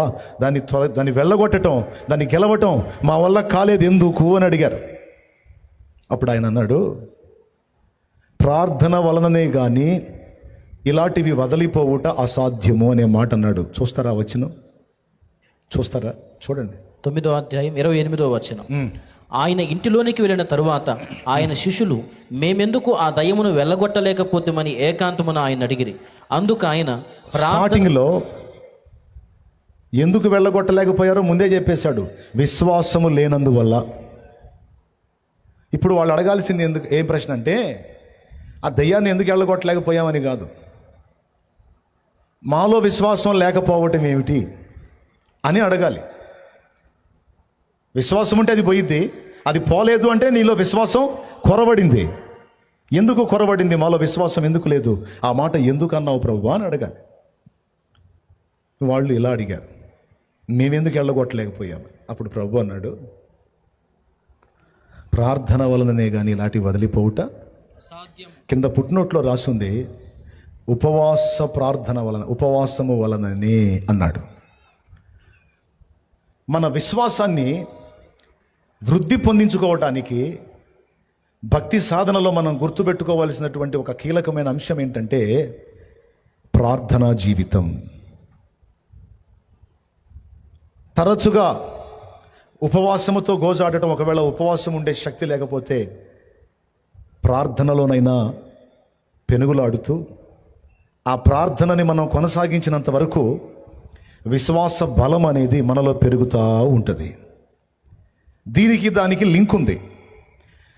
ప్రార్థన ఎప్పుడైతే మనలో తగ్గిపోద్దో, దేవునితో సహవాసం ఎప్పుడైతే మనలో తగ్గిపోయిద్దో, ప్రభావం తగ్గిపోయింది. ఆ సంగతి సమస్యలు కల్పించే దయ్యాలకు తెలుసు. లేకపోతే దానికి ఎంత ధైర్యం. 9 మంది కలిసి మొత్తుకుంటే పోదా, ఒక్క దయ్యం. ఆఫ్టర్ ఆల్ ఒక్క దయ్యం. కనీసం 9 మంది పట్టుకొని 2 గుద్దులు గుద్దినా చచ్చేది. అది తెచ్చేదా, పిల్లడు తెచ్చేవాడా? 9 మందిని లెక్క చేయలేదండి. ఎందుకో తెలుసా, దాన్ని కదిలించగలిగేటువంటి ప్రభావం వాళ్ళ దగ్గర కనపడలే. దానికి అది ఇచ్చాడు ప్రభు, కానీ వాళ్ళు దాన్ని కోల్పోయారు. ఆత్మలో చల్లారిపోయారు, విశ్వాసంలో ప్రజ్వలించటం మానేశారు. ప్రభు కార్యాలు చూసి మురిసిపోతున్నారు, కానీ అరే మనం కూడా సాధన చేయాలి కదా, మనకు కూడా బాధ్యత ఉంది కదా, మనం కూడా దీని విషయంలో శ్రద్ధ నిలపాలి కదా అనే ఆలోచన వదిలేశారు. అందుకన్నాడు, నేను ఎంతకాలం మీతో ఉంటాను, ఎంతవరకు మిమ్మల్ని సహిస్తాను. నేను వెళ్ళిపోయిన తర్వాత మీరు కూడా చేయాలి కదా. నేను తండ్రి దగ్గరికి వెళ్తా కదా, నేను వెళ్ళిపోయినప్పుడు మీరు కూడా చేయాలి కదా. ఇంకా బుద్ధిహీనంగా ఉంటే ఎట్లా అని చెప్పకనే చెప్పాడు. ఇక్కడ మనతో దేవుడు మాట్లాడుతున్న మాట ఏమిటంటే, పరిశుద్ధాత్మ దేవుడు, విశ్వాసము ప్రజ్వలించాలి, విశ్వాసము చల్లారిపోకూడదు. విశ్వాసం మనలో చల్లారిపోతే గుర్తుపెట్టుకో, నువ్వు అధికారం చలాయించాల్సినవి నీ మీద పెత్తనం చేయటం మొదలు పెడతాయి. అవి నీ మీద పెత్తనం చేయొద్దు, నువ్వే వాటి మీద అధికారిగా ఉండాలనుకుంటావా? అట్లయితే నీలో విశ్వాసపు అగ్ని చల్లారనియొద్దు, అది మండుతూ ఉండాలి. విశ్వాసాన్ని మనలో మండించి బతికించి ఉంచే ప్రక్రియ ప్రార్థన, ఇంకా ఉపవాస ప్రార్థన. ఈరోజు ఒకప్పుడు నీకు లోబడిన సమస్యలన్నీ ఈరోజు నీ మీద ఎగబడుతున్నాయి. ఒకప్పుడు నువ్వు శాసిస్తే కార్యాలు జరిగాయి, నువ్వు పోతా పోతా ఒక మాట పలికితే కార్యాలు జరిగాయి, నువ్వు మోకాళ్ళుని తండ్రి ఈ కార్యం చేయంటే అద్భుతాలు జరిగాయి. ఈరోజు జరగట్లేదు. కారణం, చల్లారిపోయావు, విశ్వాసంలో చల్లారిపోయావు, ఆత్మీయతలో చల్లారిపోయావు, దేవుని ప్రేమించుటలో చల్లారిపోయావు. ఇప్పుడు ఇవన్నీ తిరిగి పునరుద్ధరించబడాలి మన అందరిలో.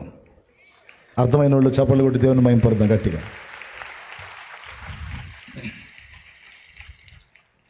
ఆ తర్వాత పిల్లవాడి తండ్రి కూడా యేసయ్య ఆ మాటే చెప్తున్నాడు. వాడొచ్చి అంటాడు, ఆయన ఎంత మాట అన్నాడో చూడండి, నీ శిష్యుల వల్ల కాల, నీ వలననైనా ఏదన్నా అయితే నా బిడ్డని బ్రతికించు అన్నాడు. కడుపులో మండిపోయింది యేసయ్యకి. నీ వలనైనా అయితే అన్నావుగా, మరి నమ్ముట నీ వలన అయిద్దా? నమ్ముట నీ వలన అయితే నమ్మువానికి సమస్తము సాధ్యమేనన్నాడు.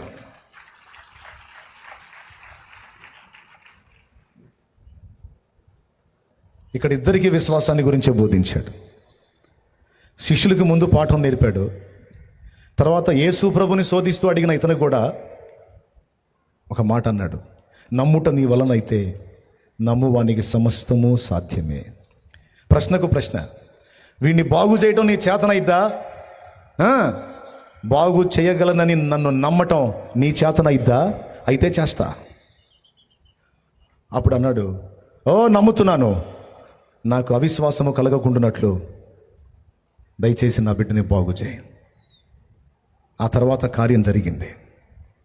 ఇక్కడ నమ్ముట నీ వలనైతే నమ్మువానికి సమస్తము సాధ్యమే అన్న మాట కూడా, నన్ను విశ్వసించటం నీకు చేతనైతే నీకు అడ్డుగా ఏది నిలవదు అని నాయన మాట్లాడుతున్నాడు. నాయన, నీకు అడ్డుగా ఉన్న పర్వతాల లాంటి సమస్యలు, పర్వతాల లాంటి బలహీనతలు, పర్వతాల లాంటి వ్యక్తులు, పర్వతాల లాంటి దయ్యాలు ఏవైనా సరే నీ ముందు చదును భూమి అవ్వాల్సిందే. హల్లెలూయా. ఎంతమందికి అర్థమైంది? ఈరోజు స్పందనకి ప్రతిస్పందన. ఒక నిమిషం కూర్చొని మాట్లాడతాను. మ్యాటర్ ఇంపార్టెంట్, ఇది బ్రేక్ చేయకూడదు. ఏముంది నేను ముగిస్తే న్యాయం కాదు, నేను చెప్తాను. నేను కొంచెం కంఫర్ట్గా ఉంటుంది, అందుకని వదిలేసే నేను సెట్ చేసుకుంటా. Praise the Lord. దయచేసి అశ్రద్ధ చేయొద్దు, జాగ్రత్తగా వినండి. ఎంతమంది ఇంట్రెస్ట్గా ఉన్నారు? ప్రార్థన చేసేదా వెళ్ళిపోతారా? వింటారా? వినండి. నీవు ప్రశ్నిస్తే ప్రభువుని, ప్రభువు కూడా ప్రశ్నిస్తాడు నిన్ను. ప్రభువా వాడిని బాగు చేస్తావా? నీ చేతనైద్దా? నన్ను నమ్మటం నీకు చేతనైతే, నా శక్తిని విశ్వసించడం నీకు చేతనైతే, తప్పకుండా నీ బిడ్డకి నా శక్తి పనిచేసిద్ది, వాడు బతికిపోతాడు, బయటపడతాడు అన్నాడు, చేశాడు.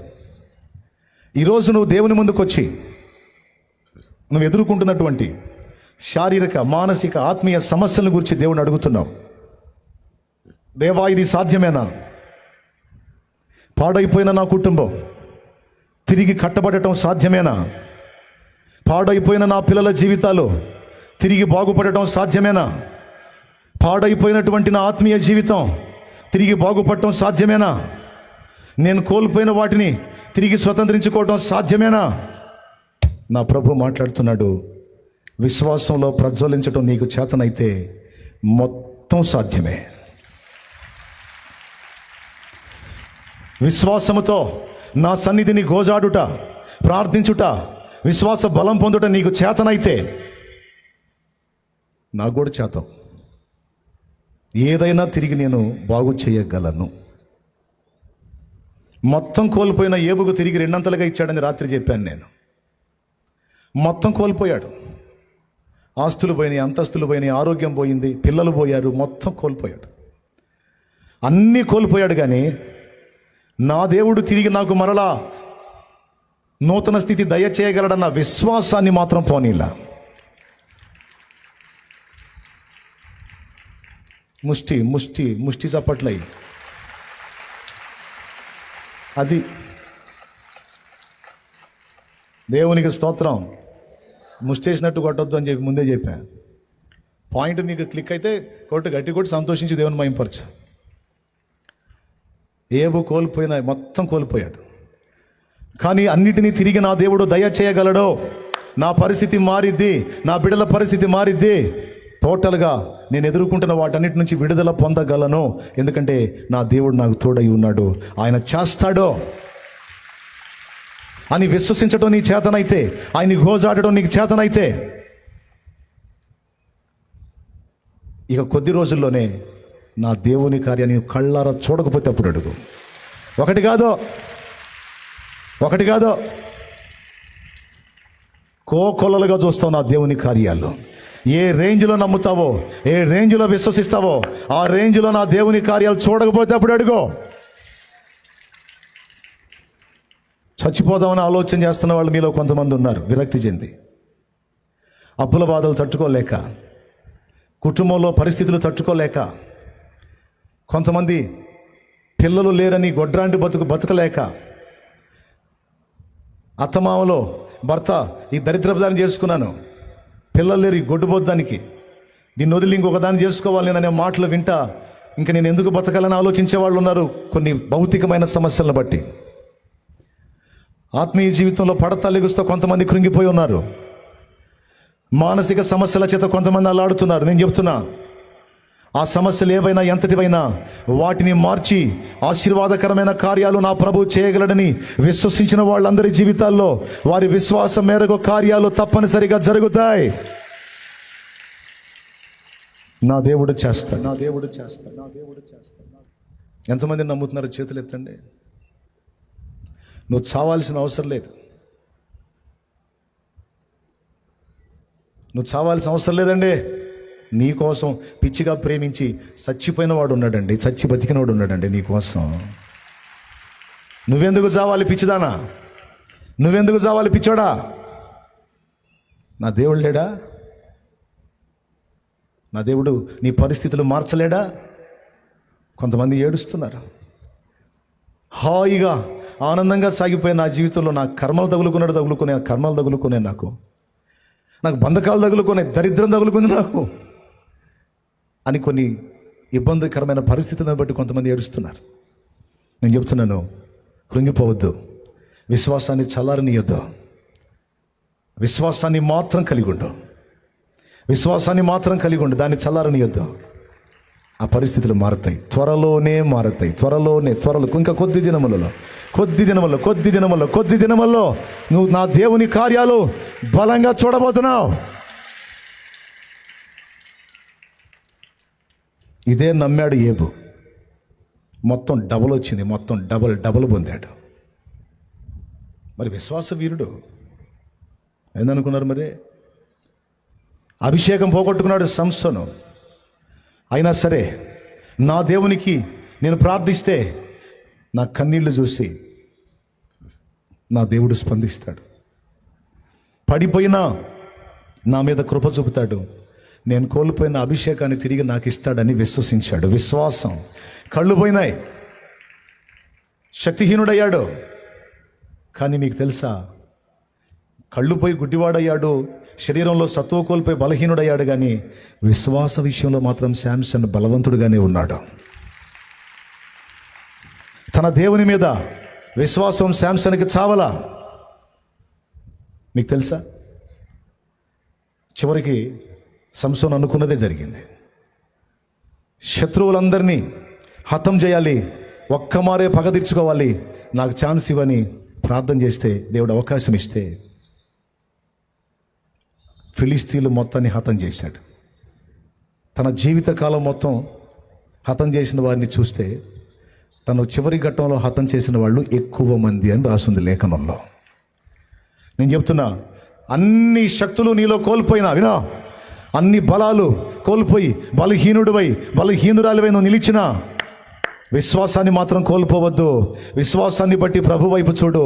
నువ్వు కోల్పోయిన అభిషేకం మళ్ళా నీ మీదకి వచ్చింది, నువ్వు కోల్పోయిన బలం నీ మీదకి వచ్చింది. నువ్వు గెలుస్తావు, నువ్వు జయిస్తావు. ఎంత జయిస్తావు తెలుసా? ఇన్ని సంవత్సరాలు నువ్వు పొందింది వేరు, ఇప్పుడు పొందబోయేది వేరు. కొట్టు అల్ప విశ్వాసి కూడా.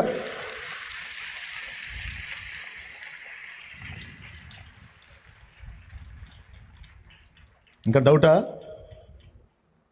అదొక్కటి కలిగి ఉండు నువ్వు చాలు. అందరూ పోయినా సరే, అందరూ వదిలేసినా సరే, విశ్వాసాన్ని మాత్రం వదలదు.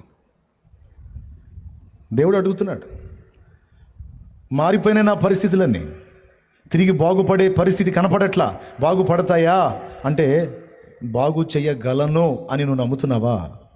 నమ్ముతున్నా, అయితే మారిపోయింది పో. మారుతుంది నీ జీవితము, వేదన చెందకుమా, నిన్ను యేసయ్య మాటే నమ్ము సుమా.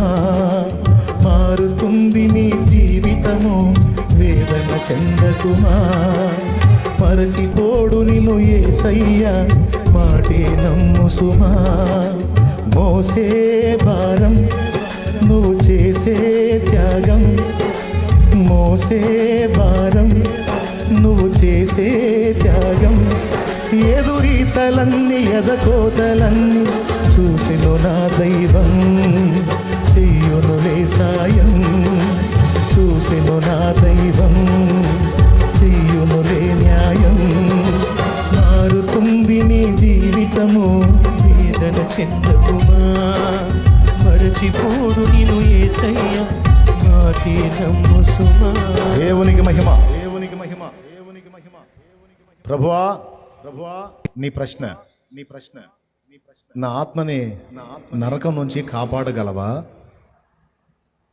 దేవుని జవాబు, బిడ్డ నమ్మి బాప్తిస్మం పొందగలవా? అది చెయ్యనులేయ్యా, అది చెయ్యను. అట్లయితే రక్షణ కష్టం. ఇంకా తాగాలంటున్నావుగా,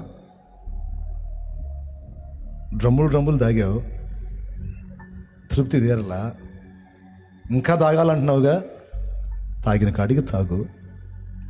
లివరు పూర్తిగా స్మాష్ అయిందా తాగు. తర్వాత ఎటుకుడి టికెట్ దించుతాను కదా, అప్పుడు వెళ్తూ కానీ పాతాడానికి. మారొద్దమ్మా, నువ్వు మారొద్దు. ఇంకా 2-3 డ్రమ్ములు తాగాల నువ్వు. తాగు. ప్రభువా, నా ఆత్మని రక్షిస్తావా? నరకం నుంచి నన్ను కాపాడుతావా? ఆయన జవాబు, మరి నమ్మి బాప్తిస్మం పొందుతావా? మారు మనసు పొందుతావా? ఆ పాత రోత జీవితాన్ని విసర్జిస్తావా? ఈరోజే చేస్తానయ్యా పని, ఇప్పుడే చేస్తానయ్యా పని. నా బ్రతుకును బాగు చేస్తావా? నా ప్రభు సమాధానం, నమ్మి మారు మనసు పొంది బాప్తిస్మం పొంది నా బిడ్డ వై చూడు, అప్పుడు నేనేం చేస్తానో నీకు అర్థమైంది అని మాట్లాడుతున్నాడు. మరి ఈ రాత్రి అశేష జనవాహినితో నా ప్రభు మాట్లాడుతున్నాడు. నిన్ను రక్షించాలని నాకు ఆశగా ఉంది. శాపగ్రస్తమైన నీ జీవితాన్ని ఆశీర్వాదకరంగా మార్చాలని నాకు ఆశ ఉంది. ఇంతవరకు నీవు చేసిన పాపాలన్నీ నా రక్తంతో కడగాలని ఆశగా ఉంది. మనుషులు చా, దరిద్రుడు, తాగుబోతాడు, తిరుగుబోతాడు, వ్యభిచారపోడు, దొంగ, చెడిపోయినోడు అని నా బిడ్డవైన నిన్ను 4 మాటలు అంటే నాకు బాధగా ఉంది. అలాంటిది, ఇలాంటిది, చెడిపోయింది, పాపిష్టిది, పనికి మాలిందని నిన్ను నిందిస్తుంటే నా కుమారి నాకు బాధగా ఉంది. నా యందు విశ్వాసం ఉంచుతావా? చూడు, నీ కోసం నేను ప్రాణం పెట్టాను. చూడు, నేను నిన్ను ప్రేమిస్తున్నాను. చూడు, నా మాట విని నీవు నాకు లోబడితే నేను నిన్ను నూతన సృష్టిగా చేస్తాను. నీ కన్నీళ్లు తుడుస్తాను. ఏ నోళ్ళు నిన్ను తాగుబోతాడు, తిరుగుబోతాడు, పనికిమాలినోడు, పాపిష్టుడు అని తిట్టారో ఆ నోళ్లే నిన్ను పిలిచి, అయ్యా వందనాలయ్యా, మా కోసం ప్రార్థన చేయవా అనేటట్టు చేస్తా. అయ్యా మా ఇంట్లో అడుగు పెట్టవా? అమ్మా మా కోసం ప్రార్థన చేయవా? అమ్మా ఒక్కసారి నీ కాలు మా ఇంట్లో పెట్టవా అనేటట్టు నేను చేస్తాను నా కుమారుడా, నా కుమారి అని నా ప్రభు పిలుస్తుంది. ఎంతమంది సిద్ధంగా ఉన్నారు మీ జీవితాలు యేసు ప్రభుకి అప్పగించడానికి? మారు మనసు పొంది శాలేమన్న నువ్వు ఇప్పుడు ఇచ్చినా నేను తీసుకోవడానికి సిద్ధం అన్నోళ్ళు లేచి నిలబడండి. ఎంతమంది సిద్ధపడ్డారో యేసు రక్తంలో పాపాలు కడుక్కోవాలని ఆశపడ్డ వాళ్ళు ఎంతమంది అలా సిద్ధపడ్డారో, నిజంగా దేవుడు నీతో మాట్లాడితే లేచి నిలబడు. అలా సిద్ధపడ్డోళ్ళు ఎవరో ముందుకు రండి, ఇట్లా నా ముందుకు రండి, నా దగ్గరకు రండి. ఆ సిద్ధపడ్డోళ్ళు ఎవరు? రండి, నా ముందుకు రండి. మీ జీవితాలు యేసు ప్రభు చేతికి అప్పగించి ఒక నూతనమైనటువంటి జీవన అనుభవంలో నీకు రాగోరిన వాళ్ళు పరిగెత్తండి. నీకోసమే నా ప్రభు ఎదురు చూస్తున్నాడు. ప్రభు నిన్ను పిలుస్తున్నాడు, రా, త్వరపడిరా బిడ్డ, త్వరపడిరా. అక్కడ దారి ఇవ్వండి. నా యేసయ్య రక్తం నీ కోసమే చిందించాడు. దా నీ చరిత్రను మార్చబోతున్నాడు రా. నీ చరిత్రను మార్చబోతున్నాడు రా. పరిగెత్తు. నీ చరిత్రను మార్చబోతున్నాడు. పరిగెత్తు. నీ నిందను కొట్టివేయబోతున్నాడు. పరిగెత్తు. శాపగ్రస్తమైన నీ జీవిత అనుభవాన్ని మార్చబోతున్నాడు. నమ్మి పరిగెత్తు.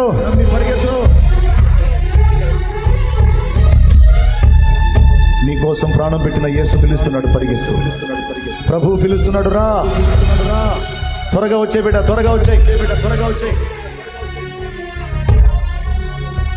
పరిగెత్తున్నా. పరిగెత్తు. ఎక్కడెక్కడున్నావో, ఏ మూలం వింటున్నావో నీతోనే మాట్లాడుతున్నాడు. నువ్వు ఎక్కడో దూరంగా నిలబడి మైకు శబ్దం నుంచి వింటున్నావు. నా ప్రభు మాట్లాడుతున్నాడు. రా, నీతో పని ఉంది నాకు. రా, నీ చరిత్ర మార్చబోతున్నాను. రా, నీ జీవితాన్ని కట్టబోతున్నాను. రా, నిందల పాలైన నిన్ను, అవమానాల భారం మోసిన నిన్ను, శాపాన్ని అనుభవించిన నిన్ను ఆశీర్వాద కారణంగా చేయబోతున్నాడు అని నా తండ్రి పిలుస్తున్నాడు. దారివ్వండి, వచ్చే వాళ్ళకి దారివ్వండి. ఊరకు తిరిగే వాళ్ళు తిరగవాకండి. వచ్చే బాప్తిస్మానికి వచ్చే వాళ్ళకి దారివ్వండి. త్వరగా పరిగెత్తు బిడ్డ, పరిగెత్తు. మీ నడక స్పీడ్గా ఉండాలి. ఆ దరి నుంచి వస్తున్నారు, ఆ చివరి నుంచి. రా, త్వరగా రా.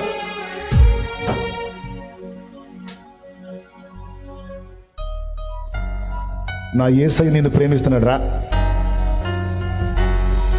అందరూ నువ్వు సావరా తాగుబోతు సచ్చినోడా, నువ్వు సావరా దరిద్రుడా, నువ్వు చావవే పాపిష్టిదానా, నువ్వు చావవే, నీకు చావు ఎప్పుడు రావట్లేదు, ఎందుకని నీకు రావట్లేదు అని అనిపించుకున్నా. బిడ్డ, నా యేసయ్య నిన్ను ప్రేమతో పిలుస్తున్నాడు. నేను బ్రతికిస్తాను రమ్మంటున్నాడు. నీకు బ్రతుకునిస్తాను రమ్మని పిలుస్తున్నాడు నా తండ్రి. బాప్తిస్మానికి వచ్చేవాళ్ళు స్పీడ్గా నడవాలి. ఊరక తిరిగేవాళ్ళు కూర్చోండి. ఎక్కడోళ్ళు అక్కడ ఊరక తిరిగేవాళ్ళు కూర్చోండి. బాప్తిస్మానికి వచ్చేవాళ్ళు త్వరపడి రండి బిడ్డ, త్వరపడి. ఆ చివరి నుంచి వస్తున్నారు. రండి. ఎంతవరకు ఈ మైకు శబ్దం వినపడుతుంది అంతవరకు ఎవరితో నా తండ్రి మాట్లాడాడో, ఎవరిని దర్శించాడో పరిగెత్తి అయిపోతున్నాయి కూటాలు. ఇంకెప్పుడో నువ్వు ఎప్పుడో చేద్దాం అనుకుంటే పుణ్యకాలం కాస్త పూర్తయిపోయింది. నిద్రమోహమా, పరిగెత్తు. నా బ్రతుకును మార్చిన దేవుడు నీ జీవితాన్ని పట్టుకుంటున్నాడు. అప్పచెప్పుకో నా ప్రభుకి నీ బ్రతుకుని. ఊరకు తిరిగే వాళ్ళు పక్కకి వెళ్ళండి. బాప్తిస్మానికి వచ్చేవాళ్ళు త్వరగా రండి. స్పీడ్గా నడు. స్పీడ్గా పరిగెత్తు.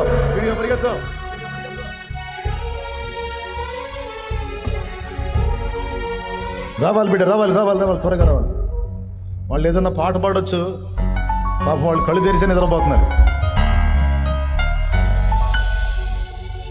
నీ ఆశ నిరాశ కానే వేదన ఎందుకు, నీ కన్నీరు కలకాలముండదు, కలతే చెందదు.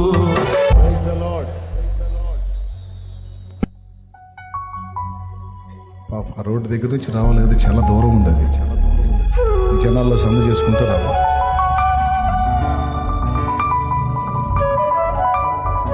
మీరు ఒక మంచి తీర్మానం తీసుకున్నారు. మీ సాక్ష్యాన్ని నా తండ్రి మార్చబోతున్నాడు. మీ చరిత్రని నా తండ్రి మార్చబోతున్నాడు. నమ్మి ముందుకు వచ్చారు. ఏం చేశాడు యేసయ్య నీకోసం? అటు చూడు, అర్థమైంది. ఏం చేశాడు?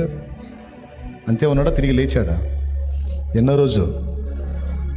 ఇక నుంచి నీ జీవితం ఎవరికి? ఎన్ని రోజులు? మరణ పర్యంతం. ఆవేశంతో నిర్ణయమా, లేకపోతే గట్టి తీర్మానమేనా? శభాష్.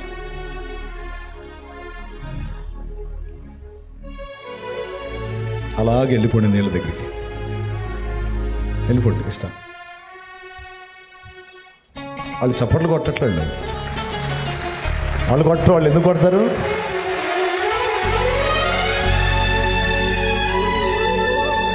వెళ్ళిపోండి. ఇంకా నడుస్తూ వచ్చేవాళ్ళు ఈ షెడ్ బ్యాక్ సైడ్ బాప్తిస్మాల ట్యాంక్ ఉంది, అక్కడికి పండి.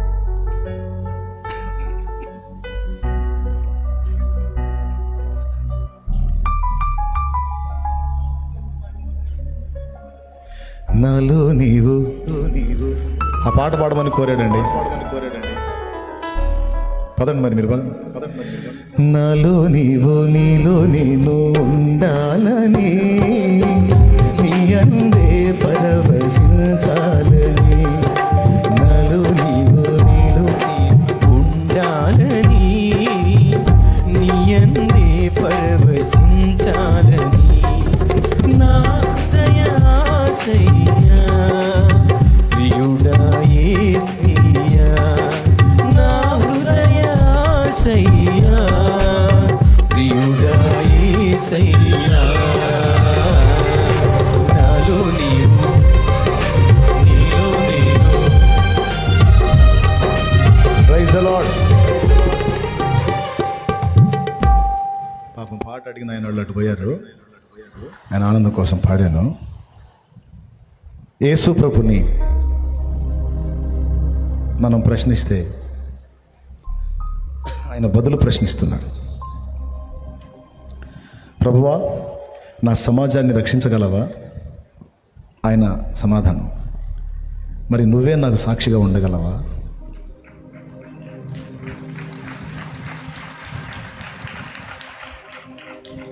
ఉంటావా? నువ్వు సిద్ధమైతే నేను సిద్ధం. నీకు అది వల్ల అయితే నాకు ఇది వల్ల అయితే.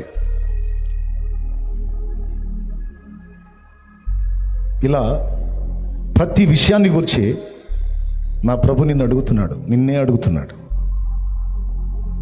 ఈ రాత్రి ఒక నిర్ణయం చేసుకుందాం, ఒక తీర్మానం చేసుకుందాం. చల్లారిపోయిన విశ్వాసాన్ని ప్రజ్వలింపజేసుకుందాం. శత్రువు కల్పించిన తంత్రాలన్నిటినీ ఇక నుంచి శాసిద్దాం. విశ్వాసములో విశ్రాంతి పొందుదాం. ఒక తీర్మానం చేద్దాం. రేపు పగటి ఆరాధనతో కోట ముగించబడింది. మీ అందరికీ ప్రేమతో చెప్తున్నాను, టైం చాలా అయింది. వెళ్ళేటప్పుడు నిదానంగా, చిన్నగా, జాగ్రత్తగా వెళ్ళండి. ఇంతమంది ఉన్నారు కనుక హడావుడిగా పోయారంటే ఇబ్బందులు జరుగుతాయి. కొంచెం నిదానంగా. రేపు ఆరాధన కూడా చూసుకునే వాళ్ళు ఇక్కడే ఉండండి. ఈరోజు నిన్న బాప్తీసం పొందిన వాళ్ళకి, ఇప్పుడు బాప్తీసం పొందే వాళ్ళకి రేపు ప్రభు బల్ల ఉంటుంది. అందులో కూడా అందరం పాలు పంపులు పొందుతాం. అంత కాబట్టి రేపు వాక్యం ధ్యానించుకుందాం. ప్రస్తుతానికి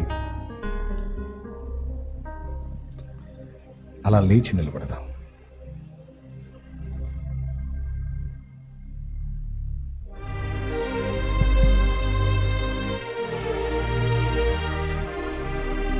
విశ్వాసాన్ని గురించి వినబడిన మాటని గుండెల్లో భద్రం చేసుకో. నీ విశ్వాసం ప్రజ్వలించాలి, నీ అభిషేకం ప్రజ్వలించాలి, ప్రేమ ప్రజ్వలించాలి, ఆత్మల భారం ప్రజ్వలించాలి. నువ్వు వాటి అధికారం కింద లేవు, అవి నీ అధికారం కింద ఉన్నాయి. శాసించు యేసు నామములో ఇది మొదలుకొనే.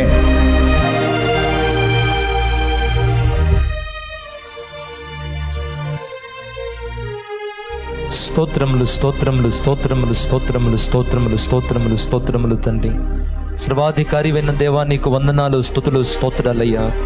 ఈ రాత్రికాల సమయంలో నీ దాసును నిలవబెట్టుకొని మా సకల ప్రశ్నలకు సూటిగా నువ్వు మాకు తిరిగి ఏ ఏ విషయాల్లో ప్రశ్నిస్తున్నావో, ఎలా మమ్మలను సిద్ధపడమని చెబుతున్నావో మాట్లాడిన విధానం కొరకై మీకు స్తోత్రాలు నాయన. ఇక్కడ లేచి నిలిచిన ప్రతి ఒక్కరూ విశ్వాసములో ప్రజ్వరిల్లుదురుగాక, అభిషేకముతో నింపబడుదురుగాక, దురాత్మలను శాసించుదురుగాక, రోగములను శాసించుదురుగాక, మాంత్రిక శక్తులను త్రిప్పికొట్టుదురుగాక, ప్రతి చీకటి అంధకార శక్తుల మీద విజయము పొందుదురుగాక.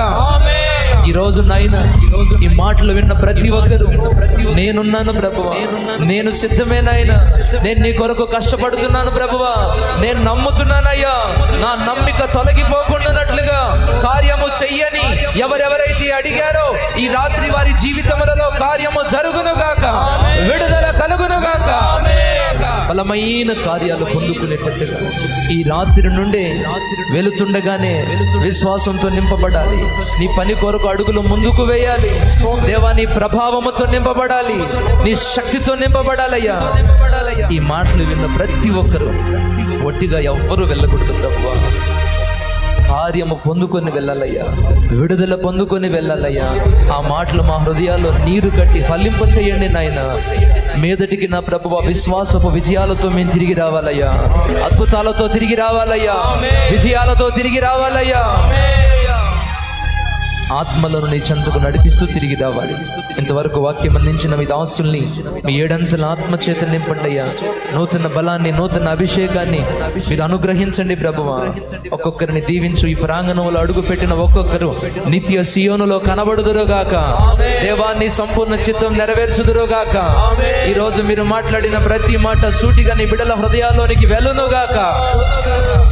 ఇంతవరకు వాక్యం అందించిన మీ దాసుని ఏడంతల ఆత్మ చేత నింపి అభిషేకించి కృప చూపి ఇంకా బహుబలంగా వాడుకుని నామానికి మహిమ తెచ్చుకోమని యేసు నామములో అడిగి ప్రార్థించి వేడుకుంటున్నాం తండ్రి, ఆమేన్.